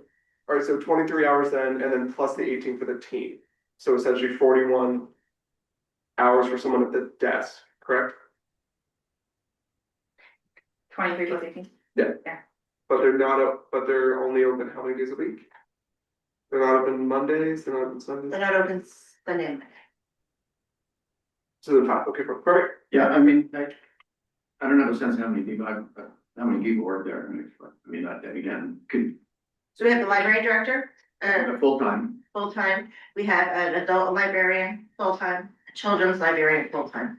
And then a part-time counter staff, and then a girl who works 8 hours a week to put the. So 3 full-time, 2 part-time. And actually, the page is actually 2 young girls that work the 4 hours. There's 2 pages. 2 pages for 8 hours. The sweet gig for a high school kid. Yep, Yeah, no, yeah, I think it's great. it's pretty minimal staff Mhm. for a lot of programs that they do. Yes. Alright, any other library questions? Or specific requests? Also, just as a side note, I made it in green over here. The Friends of the Library does cover $17,000 above and beyond what the town pays to help run the library. So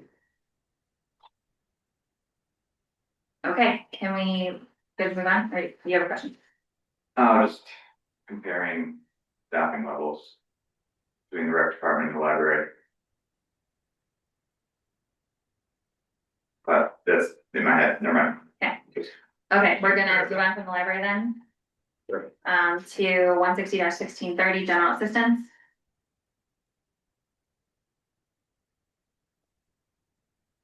We're increasing our contracted services because we're gonna contract out, general assistance to Mainspring. It's like the primary change. Dawn is very busy. From administrative work, would alleviate her from that. So we're gonna reduce, basically the part-time wages is reducing, essentially Dawn from GA from Dawn essentially, and then adding the Mainspring contract. Correct. And then The subsidy line is the funds distributed. Correct. Yeah, and that's noting that. And if I'm, correct me if I'm mistaken, 70% of all of this is reimbursed, not just that subsidy line item. It's only what subsidy is given out to a person is reimbursed. So the administrative fees are not reimbursed. That is correct. So like we would only receive 70% of the 2568 for this Correct. year. Correct.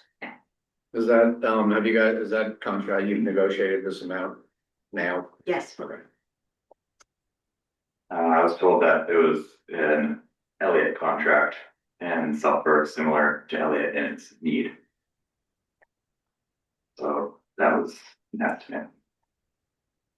Jen, just for clarity as well, this subsidy line here, is this the line for residents who can like request help from the town for like fees and Yes. stuff like that? This right.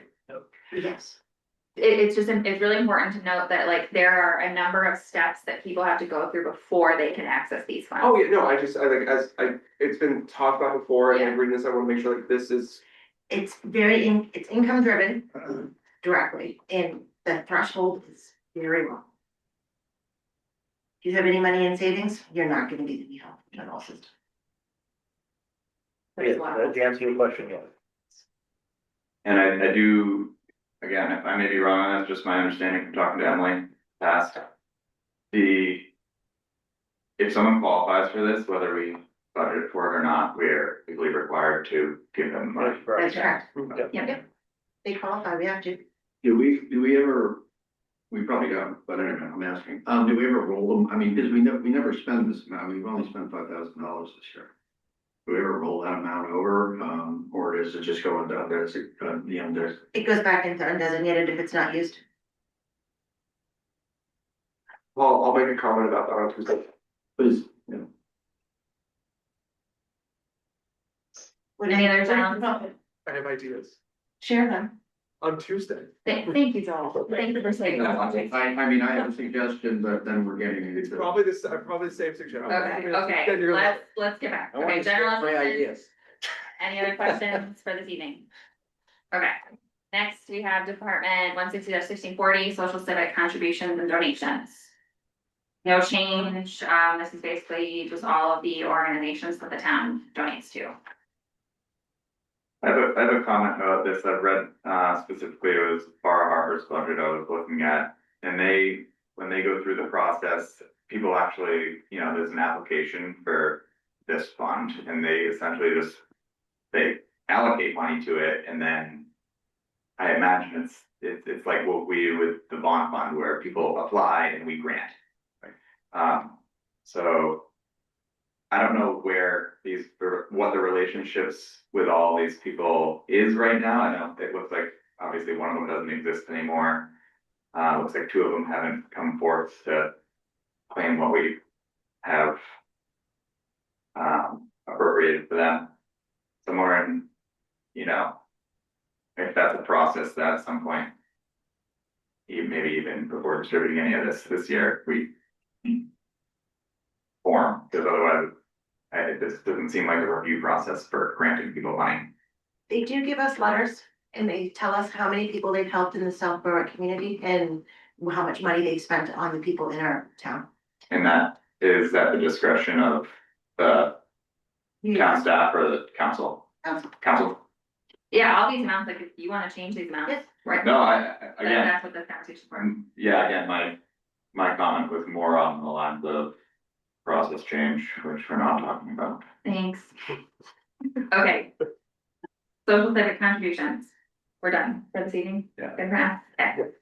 All right, we're moving on to 180, debt. I'm sorry, you can't change that.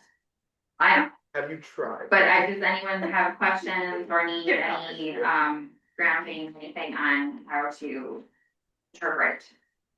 When we say debt, we mean bond debt. Financed items. Any finance. Because, Bonds or construction on here. but then when we look at, the reason I ask is because then when we look at other departments, CIP/reserves, there are financed items in there. So are these, but then, yeah, then here, for example, is a leased car. But then the police have cars under theirs, so I'm trying to figure out what the difference is between this and every department's CIP sheet.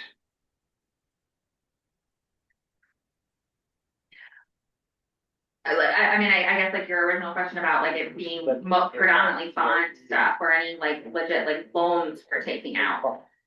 I guess is maybe a better way to think about it, of loans. Yeah, These are True. bonded bonds that we Yeah. signed off on or whatever, went through the main bond banker or whoever, Mhm. as opposed to whatever, what were you referring to? that, I mean. More shorter term liabilities, I guess, and debt servicing. It just, it's called debt, but it looks like, but there's also, like, there are debts shown on every department's line as well. We can shift that. I think that's Yeah. not a bad idea, actually. But we can talk about that Tuesday. Yeah. Won't change the bottom line, so. Anything else anyone needs for debt tonight?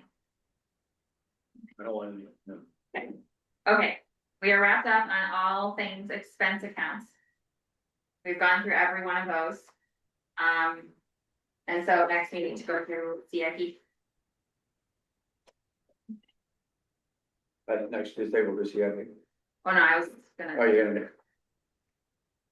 I mean, I'm open to whatever, but Yeah, I think, if I may, if, you know, based on the comment I just made, if it were possible on that CIP summary sheet to, on each, account, be like, okay, so fire equipment, for example, they're requesting $240,000.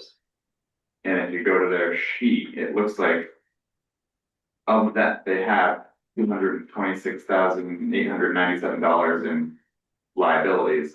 So that would put some perspective into that 240,000, because almost all of it's already committed to debt and liabilities that are currently being financed, the ambulance, the fire truck, the radios. So then, like, having that information right next to that 240, for example, for me would tell me, oh, we're looking to increase the fire department's reserves by 20,000 next year. And that puts focus on what is the actual long term. What are you actually increasing, or what are you really, you can't increase it, you can't decrease it below that 226, right? So like, we don't really know what our wiggle room is here to adjust. so like perhaps maybe just an additional column Yeah. that's like next to the 240, you have something that sums the Chevy Silverado truck payment, the new fire truck payment, the new ambulance payment, and the multi-band portable radios payments to then basically, Yeah, would that be Yeah. sufficient? And then it would, put it on the detail sheet, that's where the estimated balances come in. So are you saying get rid of the detail sheet? no, keep the detail sheet, but But just, just put- because we're voting on the contribution, Correct. so. Well, and all the expenses. I think, Well, we have to pay for the Silverado, it's a commitment that we've made, if we have to pay for the new fire truck, we have to pay for the ambulance. I don't know about the radios. It looks like, Jenna, can Yeah. I think if I could say, I think if we could add a column to the CIP summary sheet. And simply put in that field, like the committed amount for this fiscal year, like so in the example of the fire equipment, like put 240,000 next to. For next year? For this year. For this coming year. So we can see we're putting $240,000 into that account, but we're gonna spend almost all of that. Because we are already committed on these. So basically it would just be copying and pasting. Like the numbers from your detailed sheet into the summary sheet. Cause I see Dan's Sure point, thing. yeah, I follow you, like basically for CIP. It's not, if we look at this, it's not super obvious to us that like where, if there's any wiggle room, because we can't clearly tell from this sheet. How much of it is already In the center. committed, yeah. So it's basically just like what is committed. Okay, if we add that to this summary sheet, do you all need to go through each individual CIP sheet? I think less so, because then we'll know like, Yeah, that's kind of like my, on a max scale of magnitude. Yeah. Where, what we have to, like, for example, okay, for highways, like, oh wow, you're gonna put $100,000, not true. $100,000 more into your reserves, okay, I'm gonna look further at that. yeah, totally. Yeah. So if we can have that added just to this column, I think. Is everyone comfortable to be able to review that and not need to go through every individual CIP account? Yes. Okay. Are you clear? We're asking. Okay, if you're not, please reach out and let us know. clear. All right, I'm just getting tired. yeah, we are.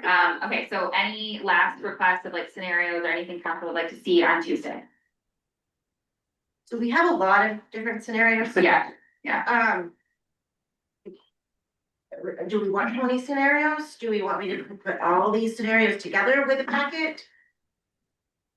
How do you want them presented? Because we Yeah. can't, we don't wanna give you I mean, it can't give you. 20,000 pages of different scenarios. I just needed numbers, I guess, like. So I see. I would say my sort of individual. My suggestion, I'm just gonna like think out loud, is like everything that we asked is like, I don't have any expectation that these scenarios be baked into like this entire package. Like to me, I feel like it's more like, like I think about the ones we asked about, the police part-time, Yeah, that fine, thing. if you. So what I would suggest is like we sort of have like what our original starting like town manager's request number was. For that particular line item, and then we have another number that is like. What it looks like after considering that scenario with just like a note of this is removing 3 part-time and adding full-time. So what we're gonna do is we'll do supplement sheets. Like, We'll do supplement sheets, I'll show you. We'll do supplement sheets. That works. And with the supplement, we'll try to, we'll show you, if you add this, this might be how it affects this, and you add this and delete this, I got it, we'll do supplement. Yeah, I mean, Yeah. I don't think there was a ton. No, No, but like the fire departments want, I mean, the police departments want like. Where if we get rid of, if we remove the 3 part-time people, looking at the breakdown, I can't see how much those 3 people account for.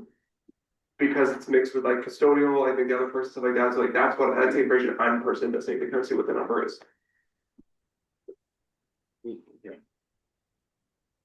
Adjust the bottom line, based on. Yeah, and I mean. that was my thought, to take the summary at the bottom, so that you know, in different scenarios, how it's gonna affect the percentage increase. yeah, like similar done, we've kind of done some similar stuff before where we kind of said, okay, if we consider this, then that's gonna add a certain amount, an X Yeah, the percent. signature at the bottom is perfect. Right, so right now we already have 3 options, so each one I do will be in additional that with 3 options. You mean as a total bottom line? Or with? Yeah, because right now there's 3 options for undesignated on the table. Right, It's this one. yeah, It's a yeah, summary sheet, right. kind of where it was. Well, I mean, do we want to even talk about undesignated right now, or do we? just We're not talk talking about the bottom designated right now. I mean, I think we're just talking about the bottom, I think we need to decide what the bottom line is gonna be to know how much we need to supplement, Yeah, right? is my opinion. And but when I said bottom line, I was thinking like departmental basis, so police would be that sheet as it is, and then like you have there on the summary. Yeah. On the police thing would be. Joel's request. Yes. Joel's requested scenario. Minus this reduce or amount. add. Plus or minus this amount. And then like that would be, That's that sheet. that's that. We don't need to go back and give you 10,000 No, scenarios. no, to find a no. budget. No. We're not there. You just know that if you ask for one officer, it'll be this amount, and the police department budget will increase that amount. And, That's what we're asking. That's what you're looking for. yeah, and I think. Same with, I got it. Okay, chief, the fire chief, if Nick has worked some magic over the last couple of weeks, it would be nice to see, but maybe. I'll ask him. I don't know where he's at with that. Okay, Okay, I understand. I think I got it. You got it? Good. and then, Jen, I think it was also the, put the number into the HR thing with her. You know, we took out the full time, put a number in for. Oh, yeah, Oh, right, Yeah. yeah. that we decided on, so that's a. Okay. Okay, so Tuesday night. Just to set expectations for everybody, we're gonna come back, it's going to. We'll see scenarios from the staff based on what we discussed tonight. DeCarlo is hopefully gonna join us to speak to the full-time planner. And then I think the conversation is what changes would we like to consider? But we need, the goal is by end of session on Tuesday, we have We a vote. final, we're like, Yeah, we we- have You vote. consensus on the scenario we're moving forward with, the amount of undesignated fund we're using, et cetera. So, That's everyone? Great snacks. Yeah, absolutely. My last comment about the CIP sheet, there is some on there like that aren't committed that, for example, I think accepting, 45,000 for new GIS. So that would be a new request, I think. So just making note that there are some of those sheets that did have uncommitted but requested. So I was just, those uncommitted ones would not roll up into We're that. following you. Okay. Yeah. Thank you. All right. Last Ma- chance, anyone? Mallory. John, you have anything? Yeah, just Joel, you are gone the 19th and the 24th, correct? I am in California on the 19th. I can attend. I will be remote. I land around 4 p.m. on the 24th in Logan and will be driving here. Okay, so just in case it's not working on the 19th, we should try to have everything locked in Tuesday with you, just in case. Yes, but I'm Okay. also prepared to attend remotely for more remote.